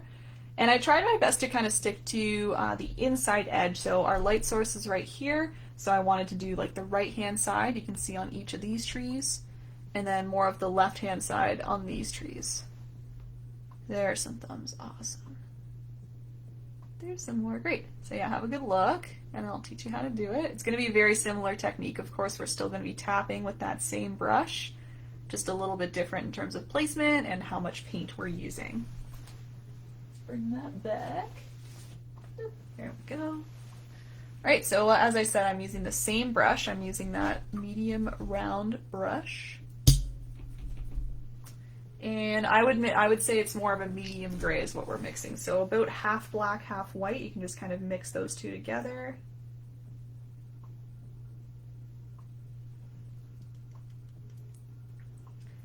Again, I think you'll be surprised. It might look a little dark on your plate, but because we're putting it on a nice dark surface, the black paint, it's going to pop off a little bit more than you think, is my guess. Yeah, we will do birds. They're right there. There's 2 of them.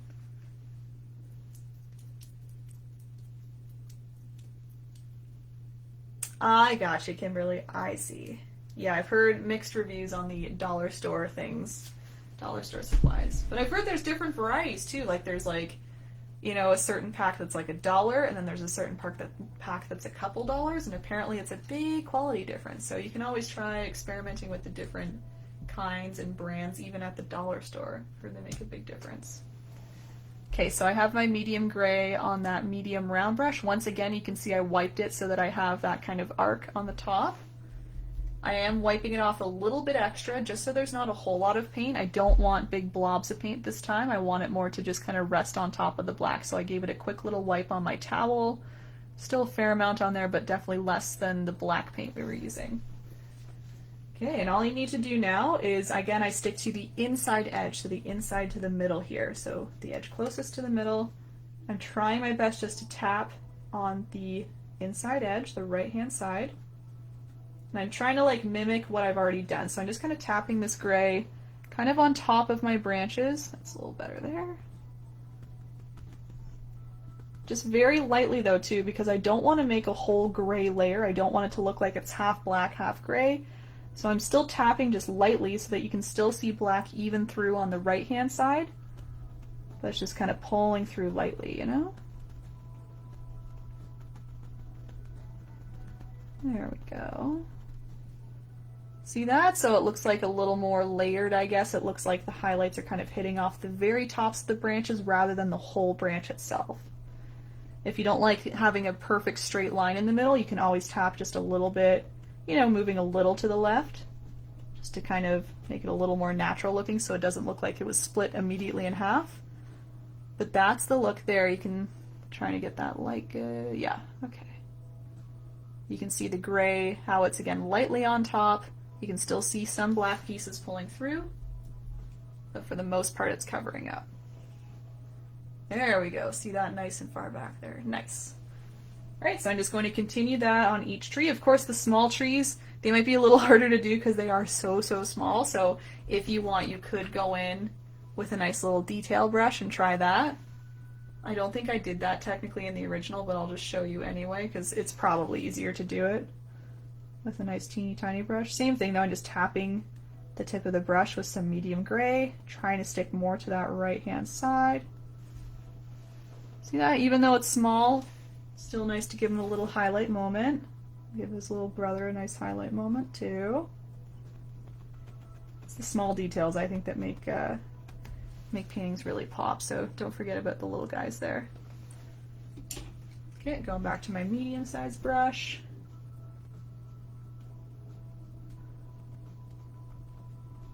And again, if it gets a little messy, like maybe you put some gray in kind of a new area, you're not overlapping the black, that's okay too. They don't all need to be right on top of the black. They can be kind of their own little space as well. All right, there's another.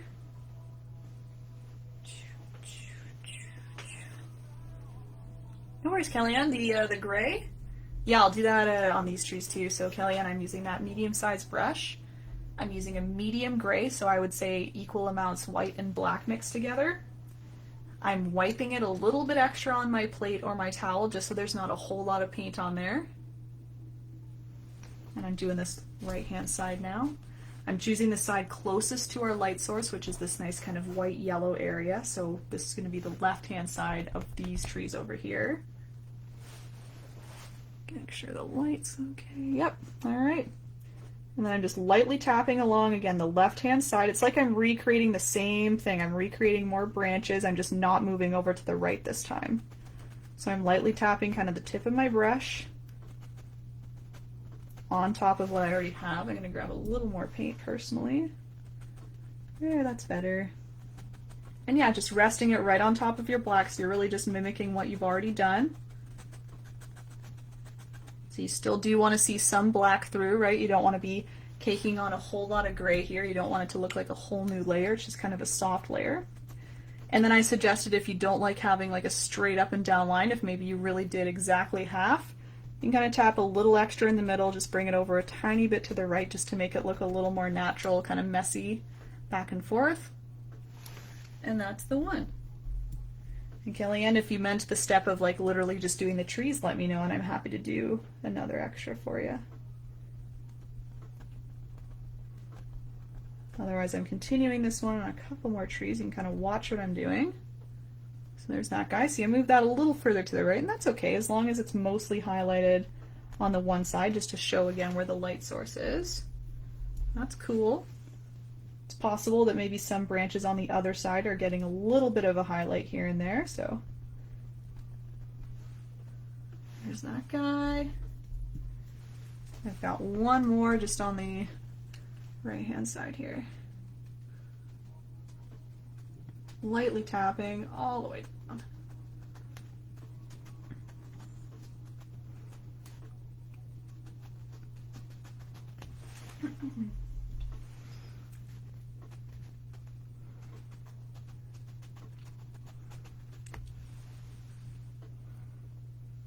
think I'll do that little mess up step a bit. I'm just going to tap in the middle. Great. And yeah, that guy's mostly highlighted because most of his right-hand side is falling off of the canvas, so you won't be able to see that.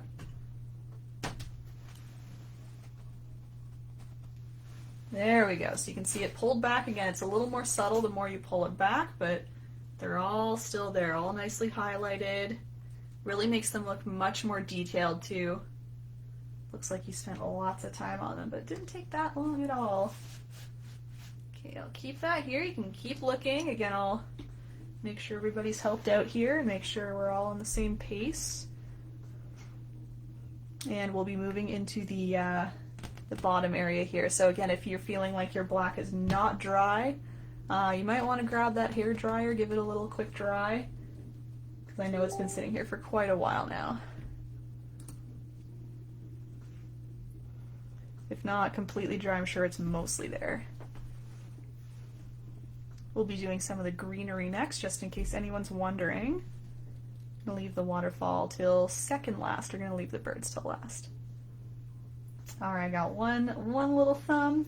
I'm going to wait to see a couple more just to make sure we're all on pace. Trees can take a little bit of time, and again, I think it's really important to really not rush through trees.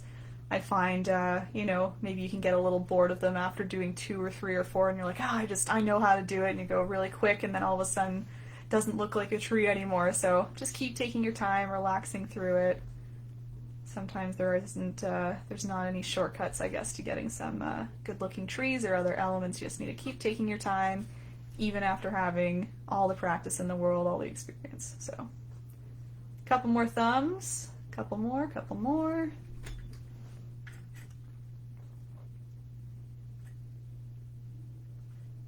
Here they come.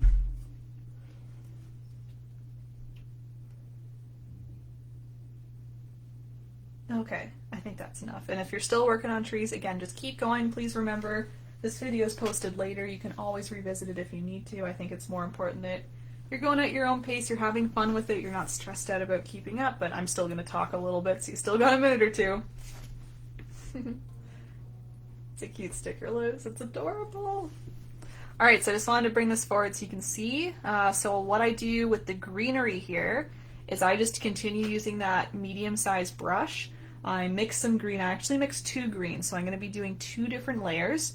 I use more of like a dark earthy tone green, and then I went on top with more of a bright green to get lots of different kind of shades in here to really make it look like we have some kind of moss or grass that's a little bit darker, and then some that's very well highlighted. So what I do is I just go layer by layer. I kind of pick out where I want my hills to be. So you don't need to, once again, you don't need to follow along with exactly what I did here. You don't need to put a hill here and then here and then here. You have all the space to kind of play around with what you like. I find it's good to kind of start with the hills you've already created and kind of bring the green down to shape them out. But otherwise, you can do anything at all down here. So I'll just keep that there for another quick look. Hit it with the hair dryer, yeah. One day I'll bring a hair dryer to one of these and you'll see me using it. We can all do a hair dryer live stream together. Okay, you've had a good look at those, I think. Oh, that wasn't the wrong one, Charlene. Nice little hard eyes. I think that was appropriate too. They all work. Alright, so again, I'm going to use the medium-sized brush. So I'm just washing it off. And I'm going to start by mixing more of a dark green. So this is good because this will be a nice kind of practice round. It'll be a lot easier to cover up using, I guess, a dark green. You can always cover it with black if you don't like what you did. But anyway, it'll also add some nice layering. Just trying to strategize where I want to mix this. Okay, I think I'll move my yellow over. So green is made by mixing yellow and blue. And again, we're starting with a nice dark earthy tone green. So I would say if you mix even amounts of blue and yellow, that should be fine, but the key is that you want to add a tiny bit of black to it as well. That'll make it a little darker and a little more of that earthy tone rather than a nice bright green. Again, we will do bright green just a little bit later. It'll be like our top off of all of our nice greenery in our hills. So you can see how it's turning nice and earthy tone, just a little darker forest green. like a very mossy green. Okay. And we don't want a whole lot of paint on our brush. I do like to kind of tap it off just a little bit, just a little bit. Still a fair amount of paint, but no big blobs again. And we'll see how this shows up. If this doesn't show up super well, I think what I'll do is I'll demonstrate with a lighter color, but we'll see. Oh, barely at all. Okay, let's just see if you can see where my brush is going, and then you can let me know if it's not working there. So you can see where I'm applying it, that nice shiny area. I'll switch in a second for you. But what I'm doing is I am tapping with my brush.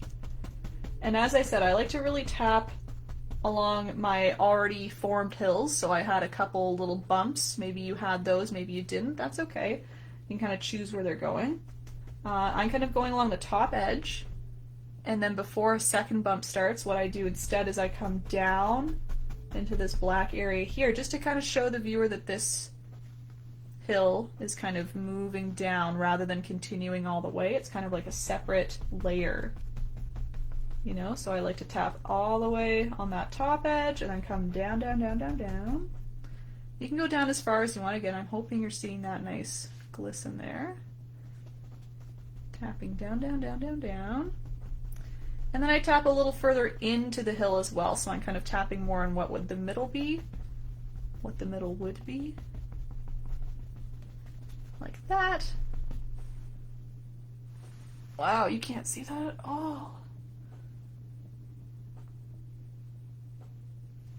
Okay, what I'm going to do, guys, is I'm going to demonstrate with a lighter green. Keep using your dark green. I just want to make sure you can really see what I'm doing here.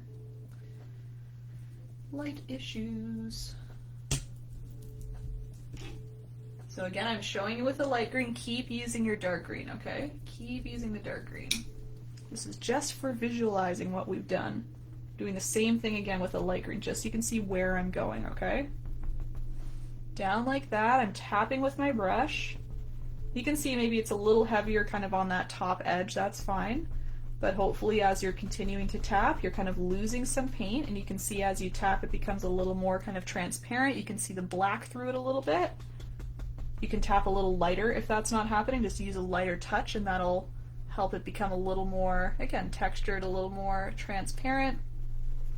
Then I'm trying to bring it down into the hill a little bit extra here just to give the rest of it some color. And then I kind of leave like the bottom corner a little bit darker, so I just don't really tap in there. I maybe just leave it a little more black like that, and that way you still have a nice shadow or some darkness. Okay, so keep using that dark green. I'm just using light green to show you, but you can start a nice second hill wherever you want. I'm going to start again using that top silhouette I've already made, just because it's already there.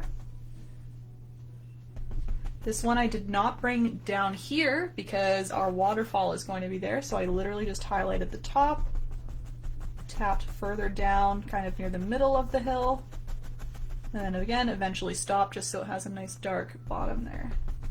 So now the viewer sees, or you see, that we have a hill here, and then this one kind of overlaps. So they're all kind of the same plane, but they're all kind of rolling hills, right? We have this one back here, we'll have one in front, we'll have even more in front as we go down. So you can have a look at those. That's kind of the first two steps there.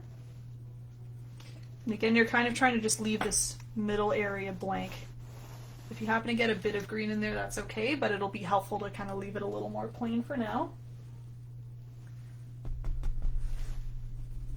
I'm going to extend this hill a little bit more. I just had a peek at my reference there, and it came down actually a little bit more this way. So what I did is I actually brought it down to about where the waterfall would be, so I moved it over like this, so it's kind of overlapping that hill there. I'm just going to lightly tap it out a bit.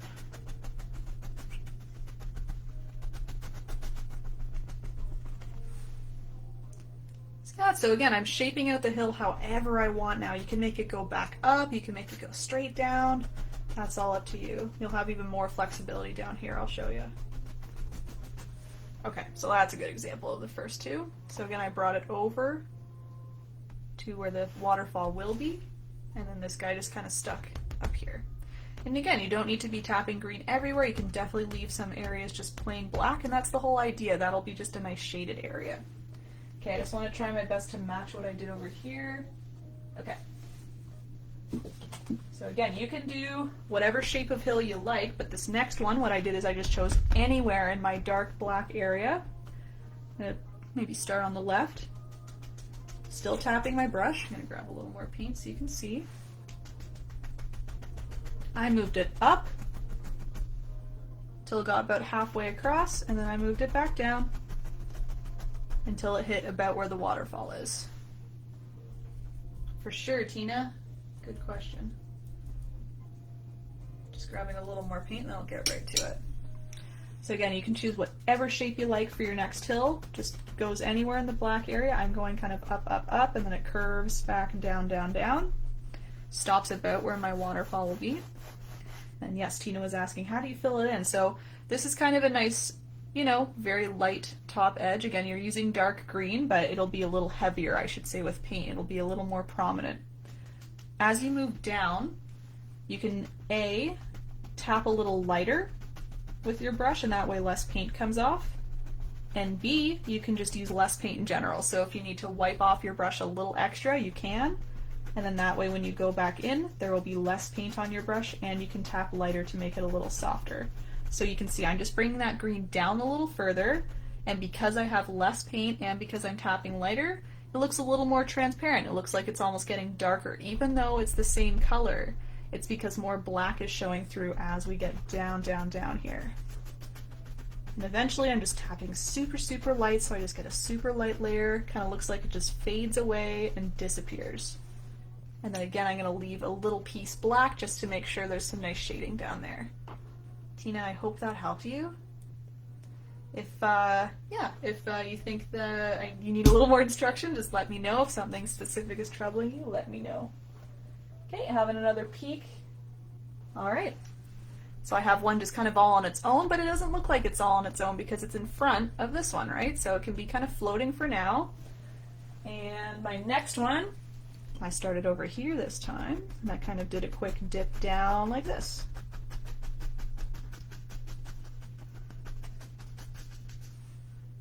Instead of going up and down this time, I just went down to the left. Yep. Once again, just applying the paint a little heavier along the top.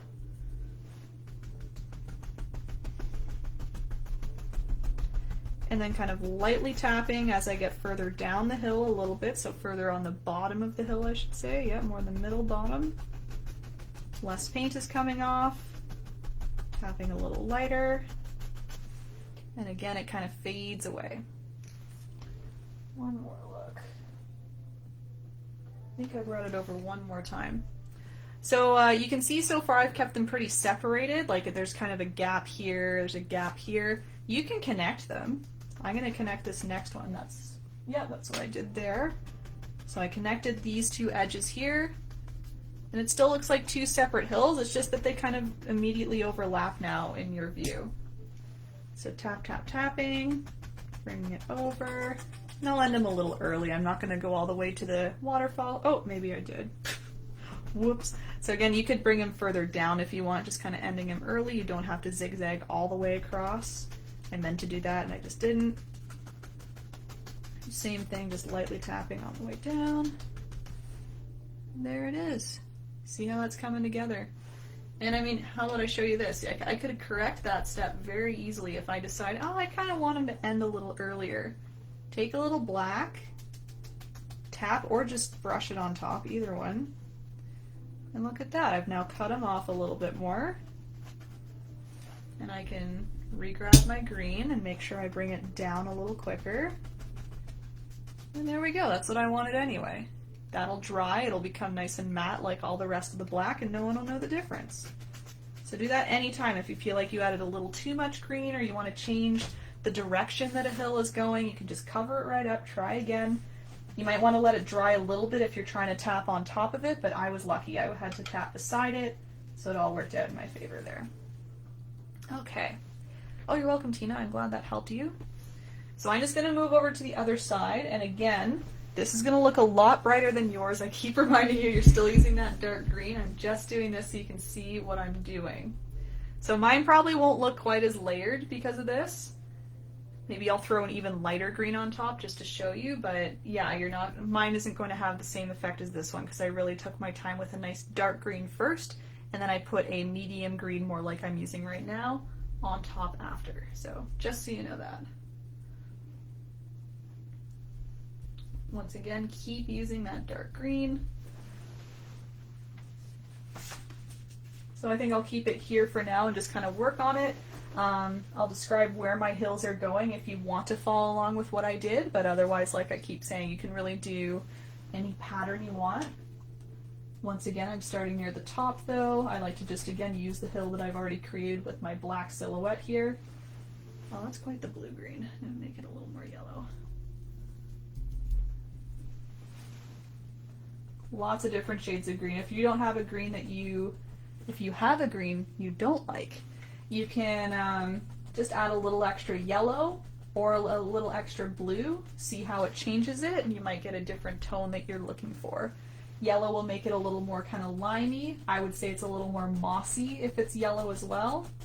Versus blue, it becomes a little bit brighter, kind of even borders on the turquoise spectrum a little bit, so depending on where you're at, you can decide whether you want to make or add a little more yellow or a little more blue. Oh, I need to soften that up now.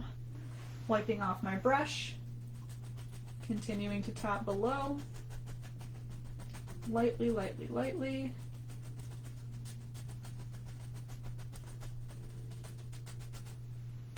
So again, I'm leaving that area a little darker. I'm just kind of softly adding above here. Great. Doing my second hill right beside it, so once again I'm using the hill that I've already created, and once again I'm just ending it off kind of quick. I'm just kind of covering that top archway.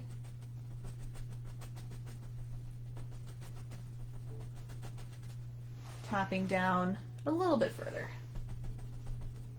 There we go. What did I do next? Ooh, next I started, actually I brought this down a bit more. There we go. Next I started right where my waterfall is going to be, so just anywhere around here. I brought it up, so again I kind of connected and kind of overlapped my previous hill. I brought it up to it, and then I'm going to curve back down. Now I'm not going to go to the other side, I'm just going to end it kind of in the middle there this time. Switching it up. Bring it up, back down.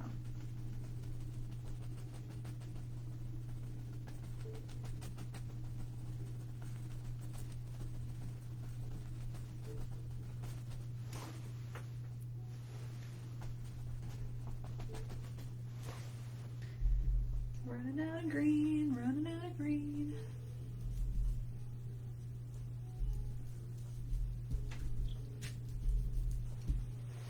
And then after that one, oh, I just did a nice big one to finish it off. It looks like maybe I brought this a little further down.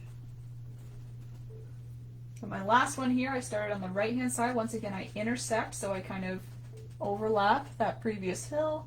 Looks like I just did a nice bumpy guy coming all the way down. I kind of went up, down, and I tried to bring him all the way down to the bottom here. Just anywhere kind of, oh, I need to brighten that up. Anywhere to the bottom where the waterfall's kind of ending off.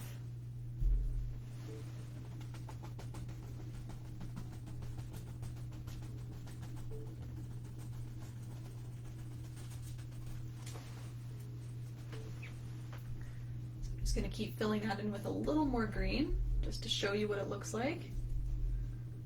Again, this is still going to be a little different from my original just because I'm starting with that medium green, when usually I would start with a dark green.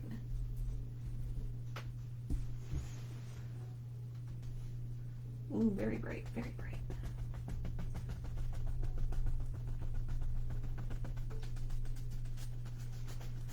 When you have bigger hills, you have more room to kind of bring your green down, so I'd encourage you, you don't need to stick up to the top here because we're using a nice dark green, right? We want to utilize that dark green and kind of cover up some space so you can really start to bring it down way into the middle here.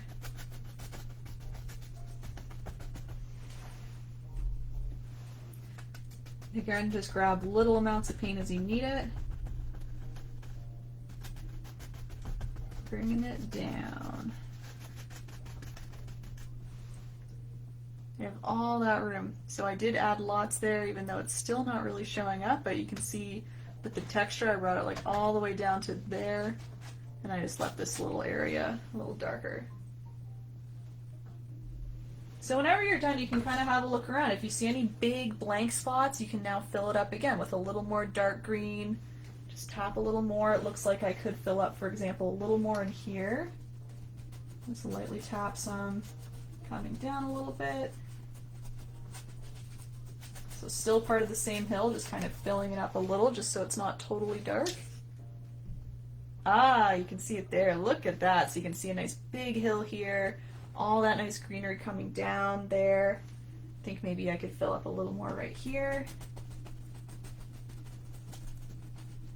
Aha, I found the angle. Aha, look at that. Okay. Looks like maybe a little more here. A little more there. Maybe a little more there. So I'm just kind of looking for any harsh edges too. Sometimes when I'm doing these, I end up making like a very straight line of green, and then all of a sudden it's just pure black. So just kind of by very messily like tapping, whoa, like crazy like that, it just helps break up that line, makes it a little softer, all coming down like that.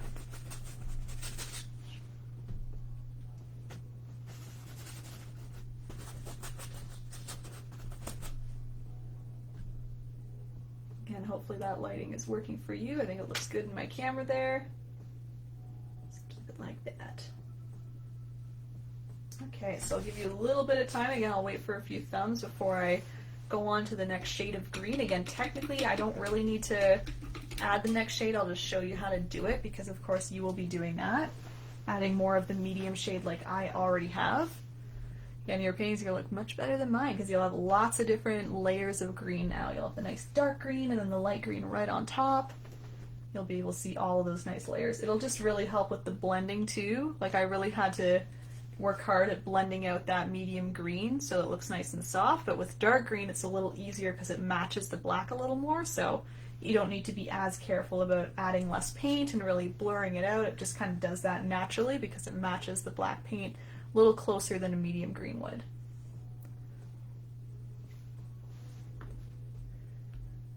Got some silence. That's good. Probably means you're just painting away, tapping away. Got one little thumb. That's cool. Take your time. Again, not too much left. We got our waterfall and our little birdies. Tapping's hard work. Do a lot of it. Got a couple thumbs.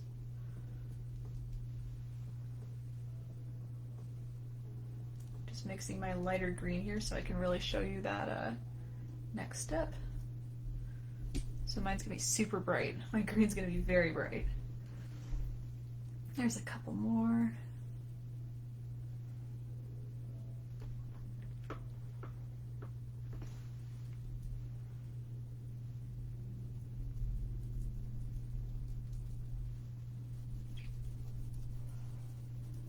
Okay. Alright, so just to show you the next step again, the next step for you will be adding more of a medium green tone. So what I've already done is I've done the medium green again. My dark green wasn't showing up for you, so started with medium.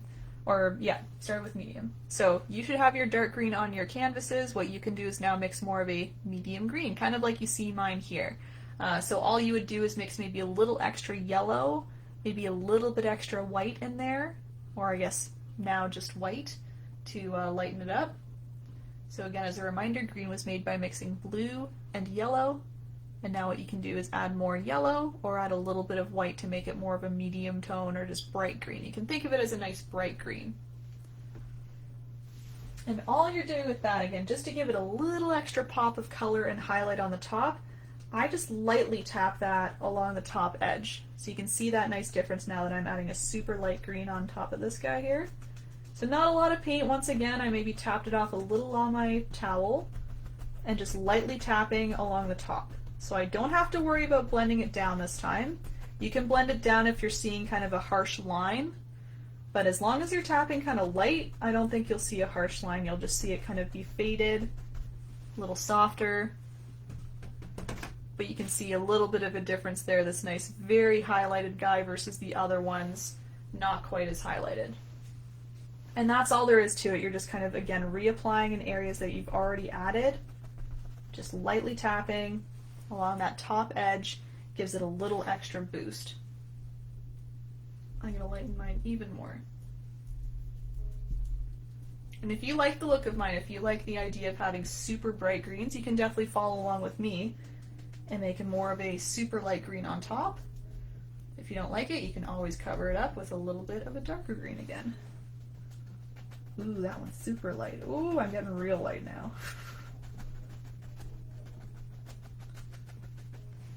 So you can see how it looks kind of like a line now. That's because I applied a little too much paint. Maybe it was a little too much of a contrast. I went a little wild with how light it was. So I just wiped off my paint. Whoops, wiped off my paint. Now I'm tapping a little underneath the line, and that helps kind of blur it out a little bit more so it doesn't look quite like just a line on top, right? There we go. You can really see a difference now. I'll try and get these guys to match. You can keep taking your time. You're just doing the same thing on each hill. There's nothing different on each one.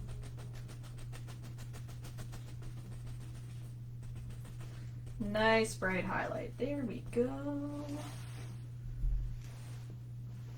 Let's go down here.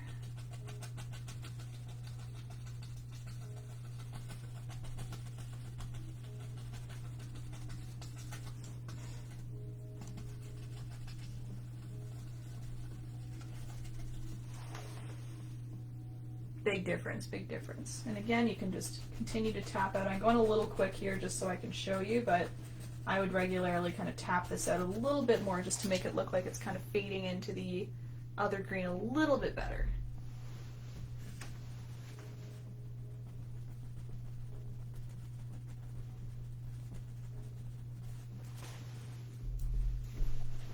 Just going to make all the other guys match.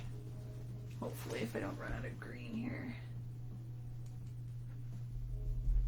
So again, take your time. You don't need to rush around like me.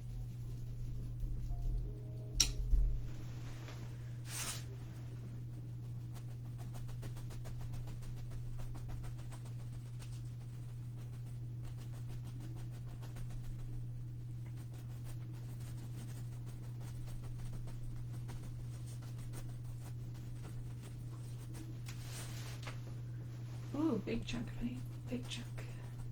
So if you have a big chunk of paint like that, you can just try and move it around a bit, kind of tap into it, move it around, try and blur it out.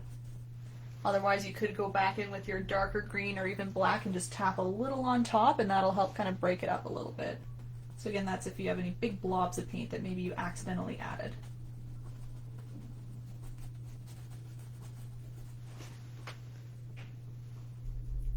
So it's almost like my light in my camera here is almost picking up just the light green. It's almost making it look like it's not quite as faded, but the medium green still is there. It's giving a whole different look. It just really brightens up the whole thing. I do prefer the mossy look, I think. I like the nice subtle green personally.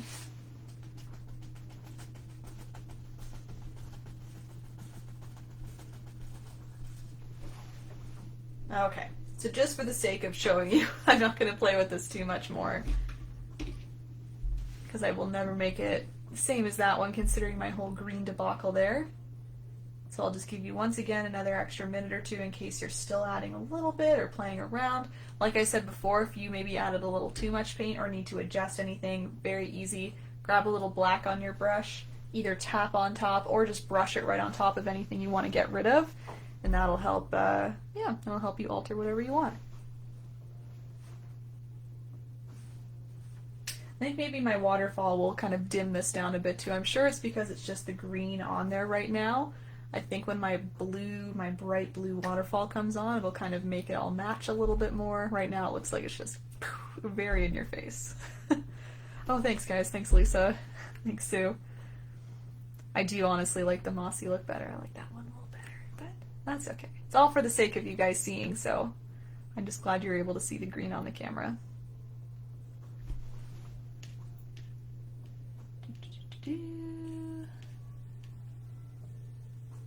Okay, still giving at least a minute or two. We'll just make sure we're all good. Ooh, that waterfall is next. That'll be good. I think a lot of you are excited for the waterfall. Thanks, Angela. Thanks, Charlene. You're all so supportive. Yeah, I really should be setting the example. I shouldn't be critiquing mine so much, right? Only painting, no complaining. And it's okay to want to improve too, right? Just to note that, like, hey, I want to maybe change this a little bit. There's nothing wrong with that. As long as I'm not too whiny about it. Alright. No thumbs yet. I'll just keep chilling for a bit. That's a lot of tapping, so I'm not surprised. Take your time.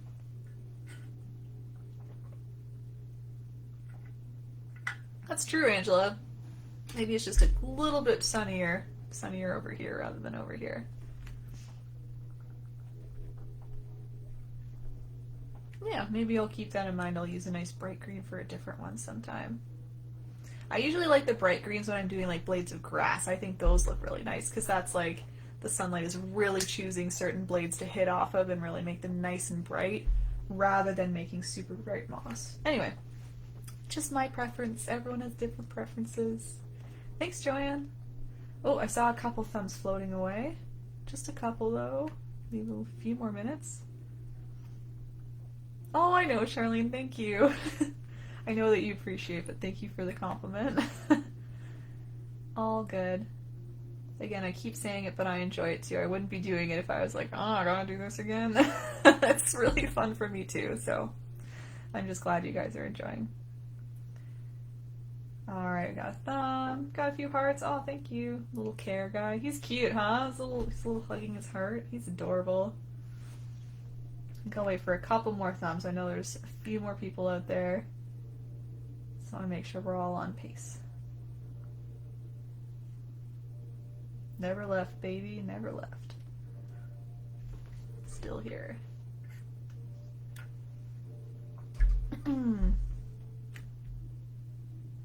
They're floating. The thumbs are slowly floating. Gonna give another quick minute just in case. I know that was a lot. Thanks, Kellyanne. Oh man. Tip links are in the top description if you're curious. I just think the timing's funny. Thank you so much, Kellyanne. That's nice. Oh, lots of thumbs now. Excellent. Thanks, guys. I'll mention it at the end, Kellyanne. No worries. Thank you, though. Alright, yeah, thumbs are really coming in. That's great. Okay. Let's go to our waterfall. I'll show you the waterfall up close.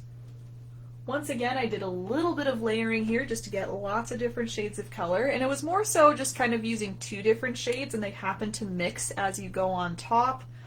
So that's really why you're seeing lots of shades. It's not like we did 10 different turquoise shades here. I just did kind of one kind of more greeny, darker one you can kind of see pulling through here, here, here, and then just a nice light turquoise right on top, and it kind of mixes as it goes, so it really benefits to have both colors a little bit wet.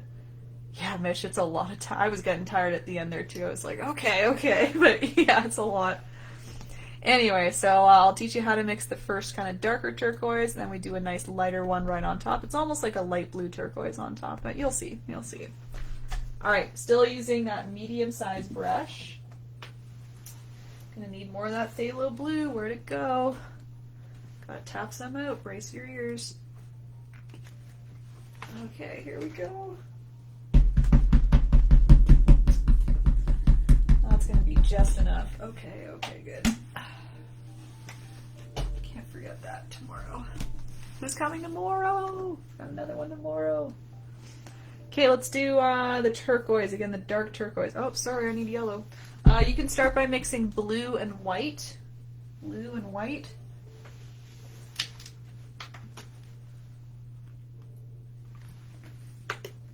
So you're making kind of a, what I would call medium blue, kind of like this one up here that we had earlier. Just out of all my colors.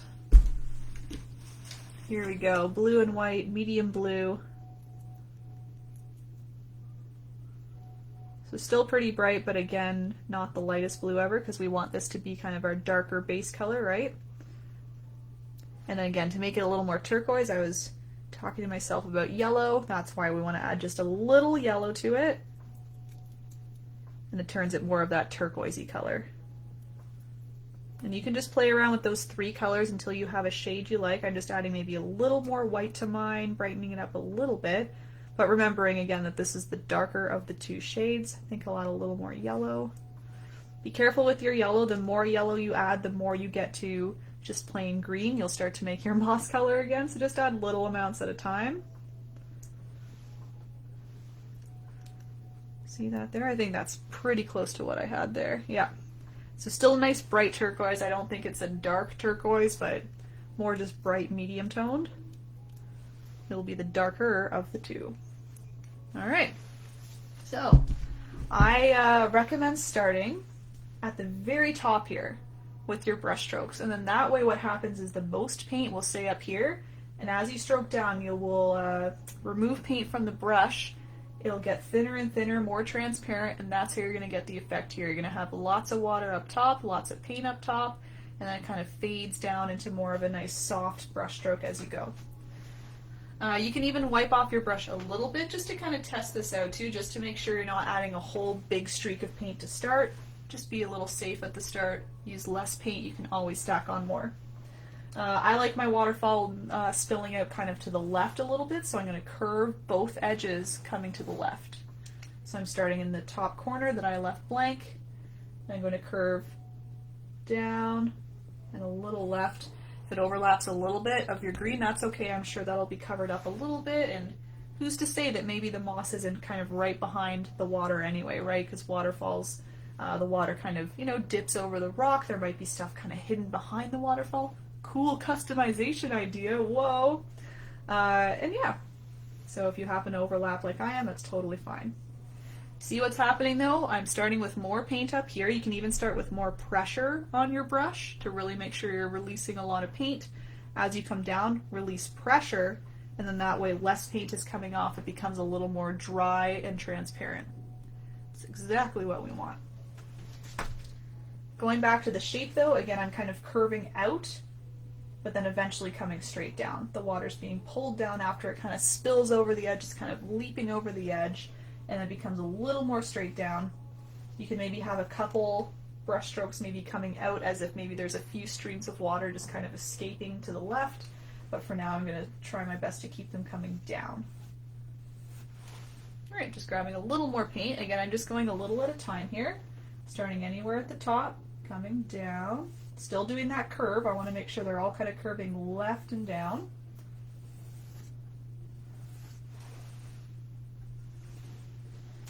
Try your best to bring your brush stroke all the way down. See what's happening here? My brush strokes ended. You can kind of see where they ended. To avoid that, you can kind of move your canvas a little on top of your easel so there's no lip.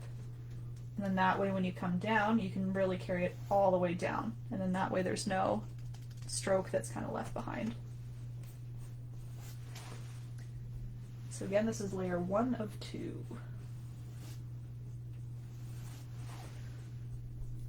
A little more, a little more. I'll check those messages in a second. And when you're reaching this right hand side here, I still do curve a little left and down. You can kind of judge and see if there's maybe a little too much space. You could maybe straighten out a little quicker, but I still like the idea of kind of curving a little bit, and then you can come down after. You can always adjust too. You can always add a little more green if maybe your waterfall is like mine and unexpectedly moved over a little bit. So I wouldn't adjust your waterfall because water, again, kind of flows in its own way. You can always easily adjust the green rather than, you know, messing with the water and making it look a little wonky just to fit what you've already done. I'm really making sure at the very top here, I'm really wanting to cover up the black. So even if you want to just move your brush all the way across to really get a nice layer of teal there, just so it's nice and thick, and then even like really stroke right near the top, kind of coming down like this, just to really make sure it's nice and covered. That's totally fine. See that? It's slowly covering up. I'm just going to do this a few more times. I want to cover up a little bit more, I think, before I go in with my lighter teal. And again, the more comfortable you get, you could try and use a little more paint and just kind of play with your pressure a little bit more. So that's what I'm doing. I'm stacking on a little more paint on my brush and just making sure that I'm really releasing pressure a lot on the way down. But again, play around first with just less paint, and then that way you're kind of in the safe zone in case you use a little too much pressure. Okay. Oh, this one almost bends in. I gotta make it bend out a little more.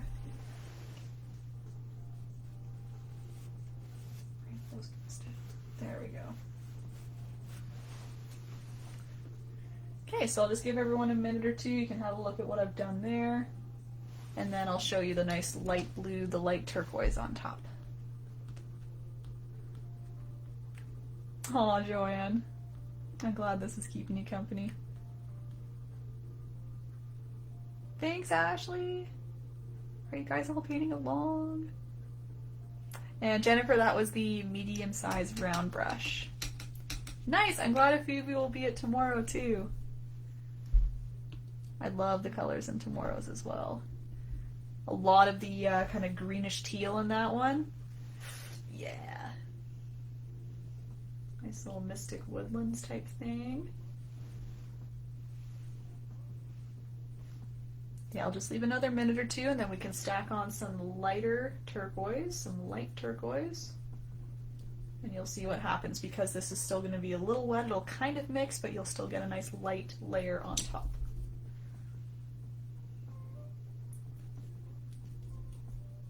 And I think I'm noticing a little difference. I think maybe this one's a little more of a green teal. So if you wanted a little more like this one, all I did is I added a little extra yellow in there, it looks like. I can even stack it a little on top actually, just to show you. Or you can just have a look at both, a little different, and decide which one you like better.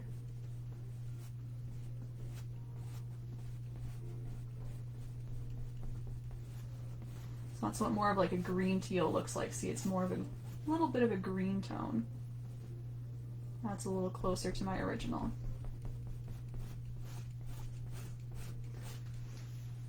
Yep, that's much closer.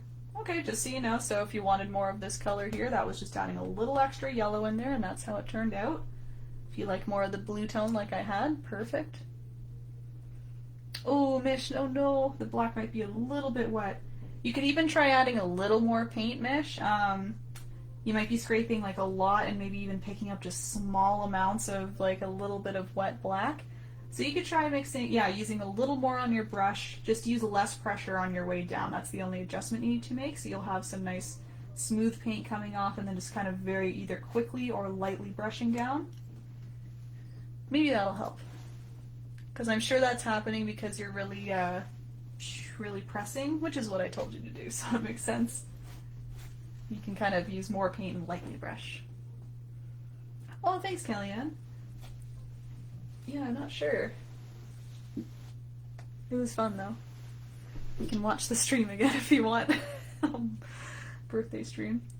Okay guys, I'm just gonna go on top with a nice light turquoise. I didn't see too many thumbs, but I feel like this is a pretty quick and easy next step here. So I'll do this and then I'll wait for thumbs for the last one here.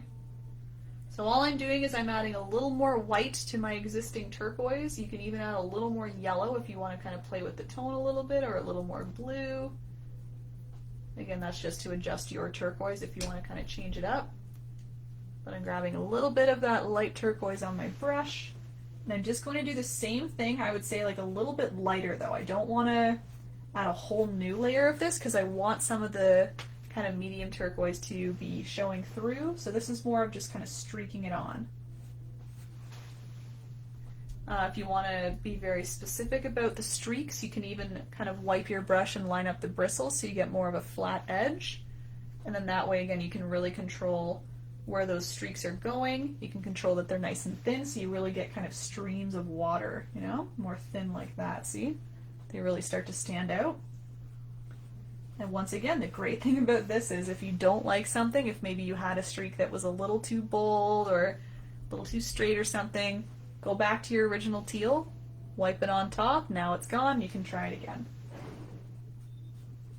I would say I especially like adding a couple of these kind of on the edges though, a little shorter. See that one? So it kind of just swung down like this. Didn't really come all the way down. It makes it look like some streams of water are kind of separating a bit in my opinion. I'll do it over here too. I thought that was nice. It just kind of broke up the waterfall a bit so it's not a solid shape, you know? So really using that thin edge, quickly kind of pulling down halfway-ish just on this side here. Makes it look like it's kind of parting away. Oh, we have a little more to do with the waterfall too before we do the birds. Just realized I have some little splish splashes down there. Anyway, yeah, I think it's good to kind of separate on the sides there. It makes it, again, make it look like a little more of separated streams of water rather than a solid shape going all the way down. And there's no rule that says you need to start these from the top. While I like to start most of them from the top to really give some nice highlights, you could start them halfway down just to make it look like maybe a stream is kind of poking out. As long as you're keeping them kind of soft if they're coming further down, I think that's good. Maybe one or two harsher ones, but not too many again, because you do want to see the black showing through so you get that nice transition all the way down. So once again, patience is good. I'm going to just add little bits at a time. And throw in more if you want. Throw in more shades of teal if you want to really play around. Throw in some white if you want. I only stuck to mainly those two shades though, and you can see there's lots of shades that form just from those two shades. They just kind of mix together, blend together as they like. Okay, I think that's getting pretty close to what I had up there, so once again I'll wait for a few thumbs this time before I move on. I just want to do a couple splish splashes and then we just have those little birdies and we're all set. Yeah, no worries, Amia. Of course. Thanks for popping in anyway. Oh, Andrea, hey! Yeah. Yay, thank you. Yeah, go to the YouTube page and just watch that. I'll post it up right after this. It might take an hour or two, but it'll be up. Oh, Mish, is the black still blending in? Oh, you could even just leave it. I wouldn't keep playing with it if it's causing you trouble. Just leave it alone. There's really no way you can really fix if the black is still dry. You could, of course, again, grab your hair dryer, but there's no easy way to, like, I guess, fix if it's still doing that. If you tried the more paint method and it's still doing it, just give it a rest, I think, yeah. You can still do the little dots with us, because those will be kind of more on top of the green-black area, and those will be very prominent using lots of paint. But then, yeah, I'm sure once we do the birds, you can maybe go back and try again. I'm sure that would be okay. Because that'll be covered up. Even if the black mixed a little bit, you'll just streak right on top with more turquoise. That'll be it. Yep, put the hair dryer to it. Excellent. I assume you just have that always at your station now. That's great. What brush for the light turquoise streaks, Kellyanne? It was still the medium-sized brush. You could use the small brush. It just doesn't hold a lot of paint. So what you'll find, I think, is that you'll get like an inch or two, and then all of a sudden the paint runs out. So if you like these longer streaks, you might want to try sticking with the medium-sized round. Okay. Just waiting for a few thumbs before I do the splish splash. I'll show you that up close. Splish splash, taking a bath, all this stuff down there. Makes it look a little more misty, you know? Adds a nice little punch to it.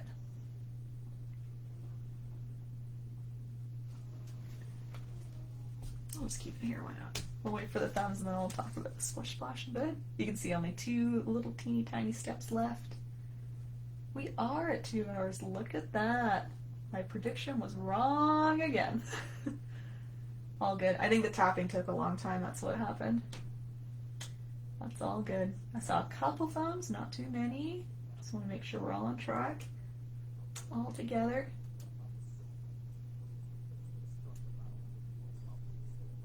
Yeah, this one ended up being a little more straight. I think this one I flared out just a little more. It kind of kept curving, I guess, on the way down. Both look good though, I think.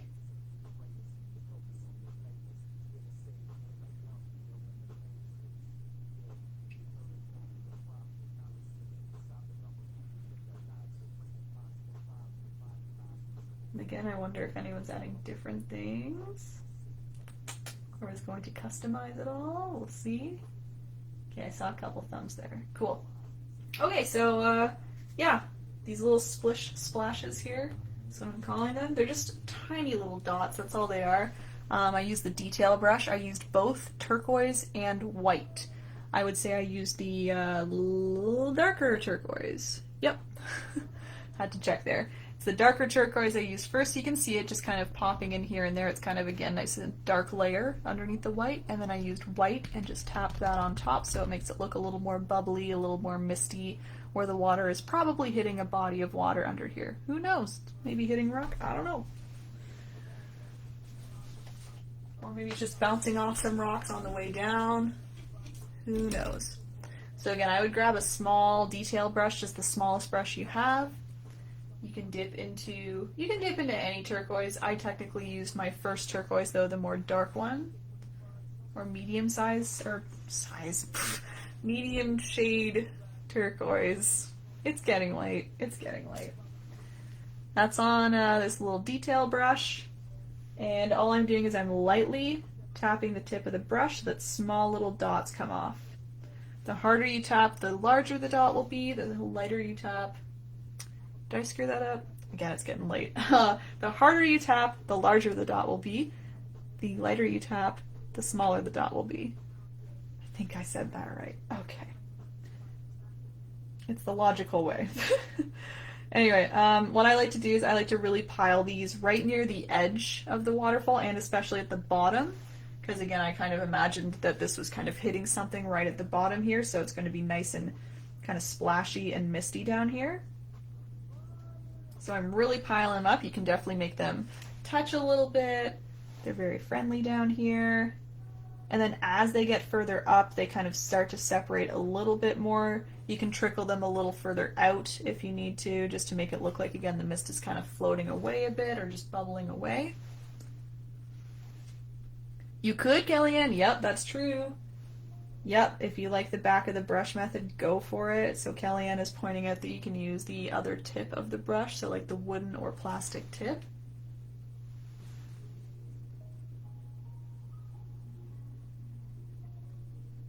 Yeah, you can definitely do that. So if you do that, you have to kind of dip and dab a bunch.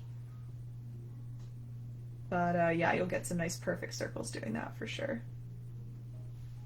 Okay, so you can see I'm going, I would say about halfway up the waterfall, and then I very much disperse them and kind of just leave the top on its own, because you can see they might be kind of hitting some rocks on the way down and just kind of creating some mist. So I do like to go up the waterfall a little bit here.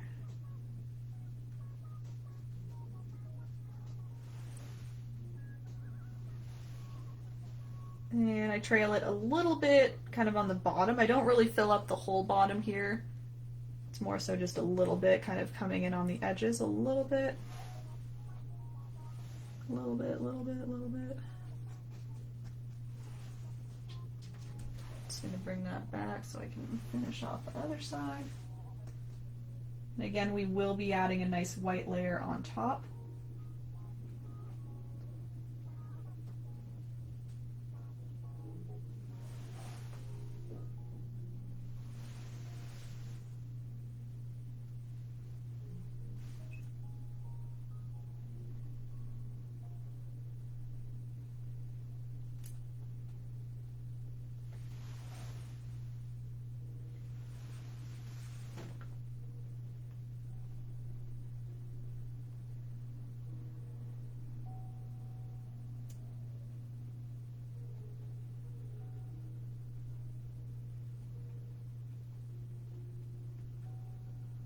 There we go. So I was really concentrating there to make sure I was getting just a few more kind of, again, closer to that edge, closer to the bottom.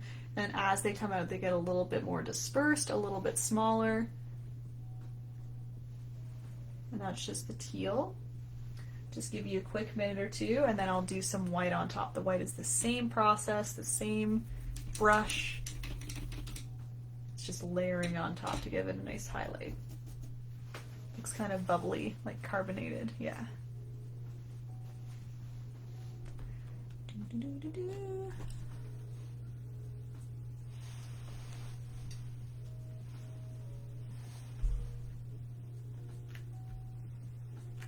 So we'll be doing the white, and then we just have those teeny little birds.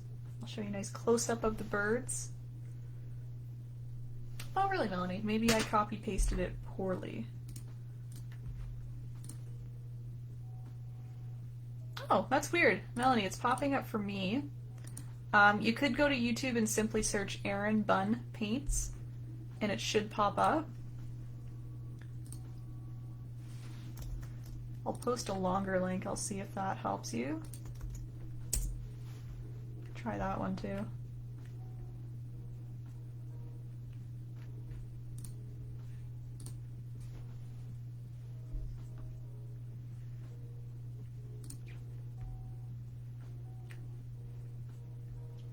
Just waiting for a couple thumbs, then I'll do my little white step there. Again, the white is going to be the exact same, just different color. And then I'll hang out for a bit too after I do the bird, so no rush as well. No worries, Melanie, I'm glad it worked. Oh, I see you subscribed. Yeah, perfect. You found me. Excellent. So again, I'm going to be posting this right to that YouTube page as soon as I can after this. It'll just take some time to upload. But yeah, that's where you'll find this after, in case anyone's wondering. Okay, there's a couple thumbs. So again, I'm just going to go right ahead to the white. Keep taking your time if you're still doing some teal, because the white is the exact same. Just taking white on that detail brush, tap, tap, tapping. In the same spots I was doing the teal. So you'll really start to see it pop off now. Again, really trying to pile them up a little extra, kind of in this bottom corner, maybe a little more on the sides of the waterfall here. Oops, that was mixed white. Try that again. There we go. A little trickling a little on the bottom. I try and keep the bottom a little more clean, but you can trickle them a little.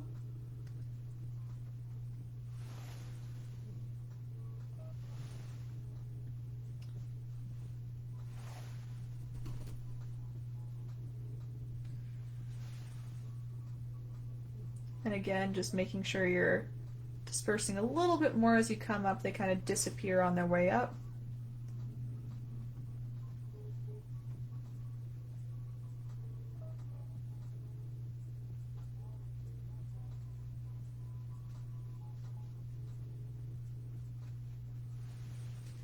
So see that there, it really gave it a nice highlight, really makes those dots pop off now. And again, the layering's kind of nice, even though the teal isn't quite as prominent, it's still there. Just like your dark green and your dark teal, it's all about that layering.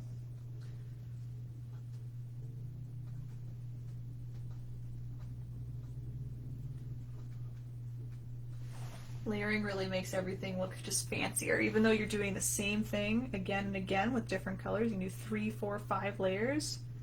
I find that really makes things look fancy. Your trees, like that's what we did with the trees, right? All we did was we layered on a nice medium gray, and all of a sudden it's like, whoa, look at all that detail. Must have spent hours going each branch. No, no, no, it's just tapped on.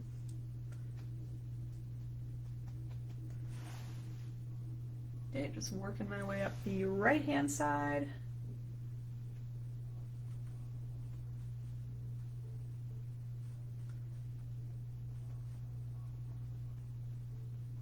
And it might mix a tiny bit with the teal just because the teal was freshly applied. No big deal if it does, of course.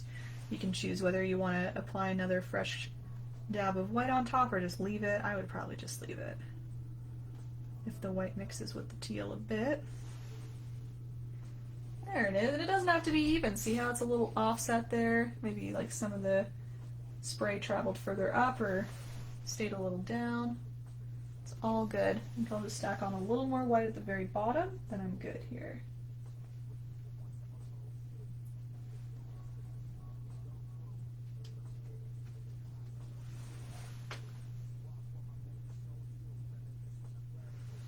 A little more in the corner. I really like stacking them on in those corners, personally.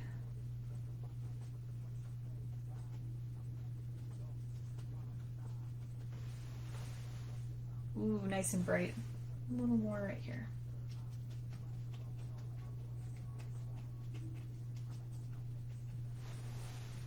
Yeah, that's it. That's it. All right, I'm good with that. You're welcome, Tori. Are y'all done? Maybe you did your birds on your own. Again, I'll wait for some thumbs and then I will go on to our very last step, doing the birdies.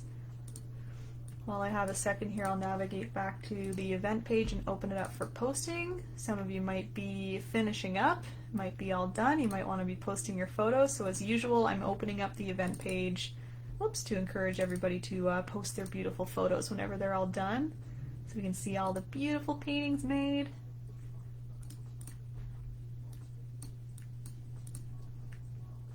Still looking for, yeah, watching the thumbs there.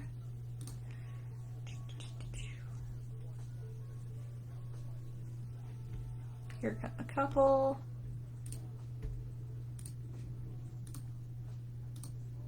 Okay, just in case anyone is on their way out, the event is now open for posting, so if you'd like to post any photos of your finished paintings, there you go. Yeah, no worries, Tori. You can post tomorrow too, go to bed, that's fine.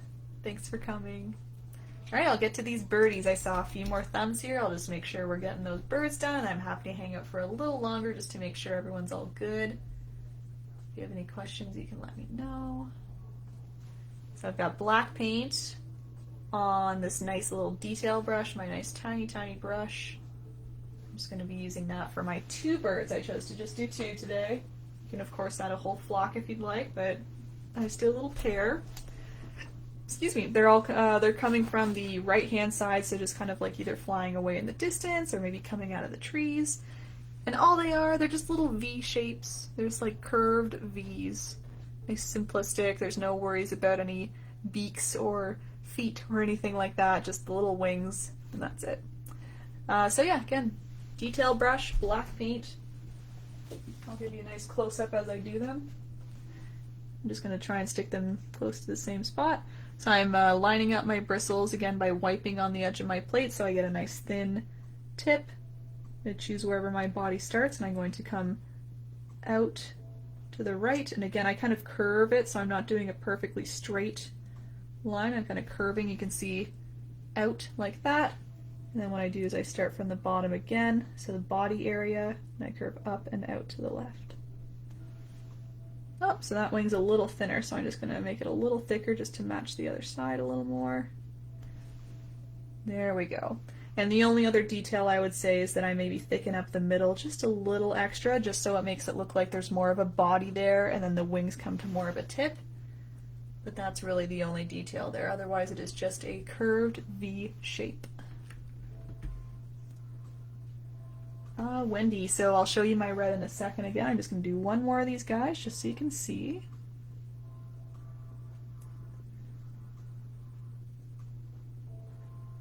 My bristles are splitting a little bit, so I'm just going to grab a little more paint. Sometimes if you grab just a minimal amount of paint, your bristles start to split a little bit, so grab a little more paint if that's happening.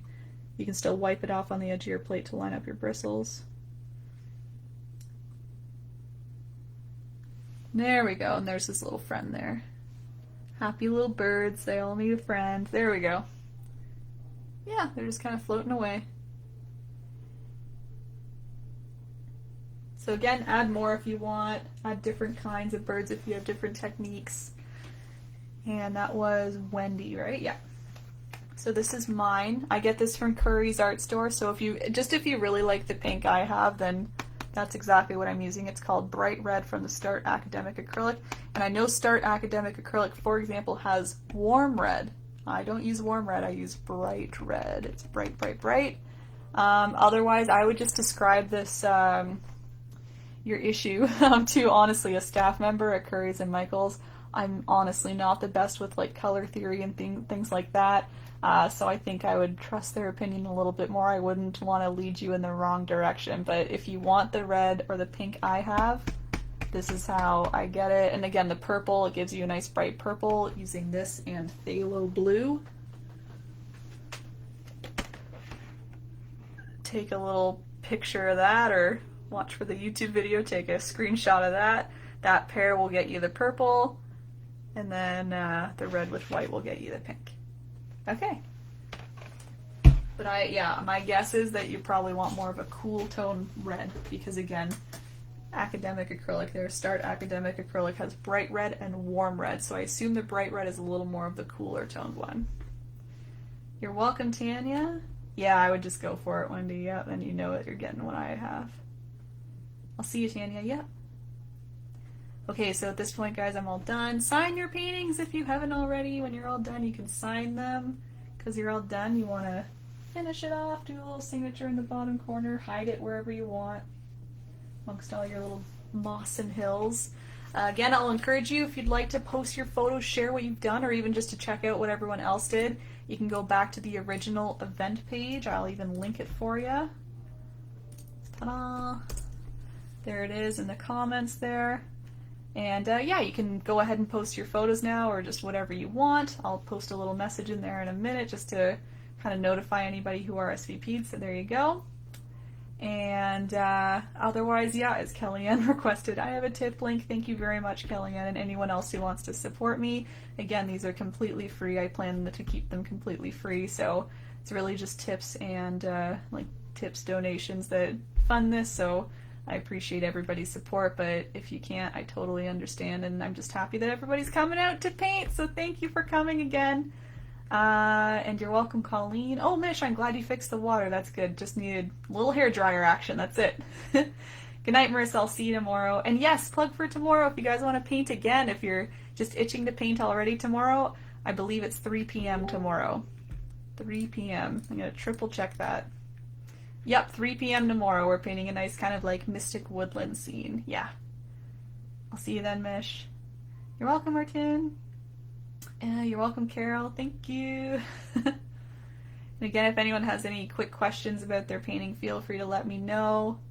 Otherwise, I just look forward to seeing all the photos coming up. And you're welcome, Kimberly. Yes, I'm glad it's calming. That's kind of my goal. Just looking at Bob here, that's how I know him. He's just a nice, calming, nice guy. Again, I'll never have his soothing voice, but that's okay. You're welcome, Vaughn, Karen, Lauren, you're welcome. Andrea. Awesome. Awesome! I'll see you tomorrow, Andrea. Thanks again for coming. Nice to see you. Yeah, bring them! I think that's super cool when families are painting together and it's like, oh, encouraging the children to paint or teens. I think that's really neat. So there you go. That's when I started. You're welcome, Liz. You rock. Laura, you're welcome. Thanks, Sharon. I'll see you then. And see you tomorrow. Liz, you're welcome again, Mish, of course. Kristen, you're welcome. Nice to see ya. Amy, you're welcome. Jennifer, you're welcome. Lisa, you're welcome. Dorothy, no worries. I'll watch for you, but if not, again, got the YouTube videos, so yeah, and I'll be posting this as soon as possible. I'm gonna get it uploaded as fast as my internet can handle it. Thanks, Kellyanne. You're always so sweet. You're so welcome. I'll see you tomorrow. Welcome, Dorothy. I'll stay on for another minute, guys. It looks like a lot of you are done signing off, saying your thank yous. I appreciate your thank yous. I could be here all night, though, probably saying you're welcome, so I'll spend another minute. You're welcome, Angela. Hope you had a good time. Really fun to see lots of familiar names, too. I've been to my other live streams, so thank you. You're welcome, Catherine. You can watch for my Father's Day painting. Again, I think I'll be posting it for like the Friday of that weekend, or Saturday, or Sunday, who knows. But anyway, that's coming up. I'm sure it'll be here quicker than we think.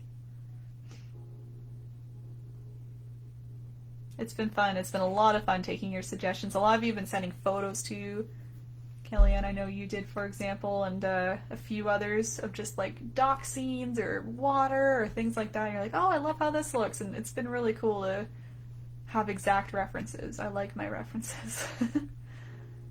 You're welcome, Hasita, you too. And you're welcome, Angela. I'm glad you had a good time. Yeah, Dawn Marie, of course. Yeah, for sure. That way, exactly, I would subscribe just so you're notified when this is posted. I'm sure this will be posted maybe a little later tonight, but that way you get a little notification, and then you're ready to paint whenever you want. So it's pretty cool. Again, I think it's there's something special about being here live, and that's why I really appreciate even those who aren't painting, and they're just like, oh, I just came to watch, and then I'll, paint myself later. I think it's really cool that we're all able to get together like this. So thanks so much for coming again. Yay, I'm glad you love it, TJ. Okay, that's been a good minute or two. Okay, so thanks again, everybody. Thanks for coming. Again, check out my live stream tomorrow at 3 p.m. if you so desire. Otherwise, again, YouTube is where all the videos will be going. Keep your eye on just the general page, and I'll be posting everything on there and notifying you about all my upcoming live streams and fun things to come. Thanks, guys, and I'll see you at the next one. Bye!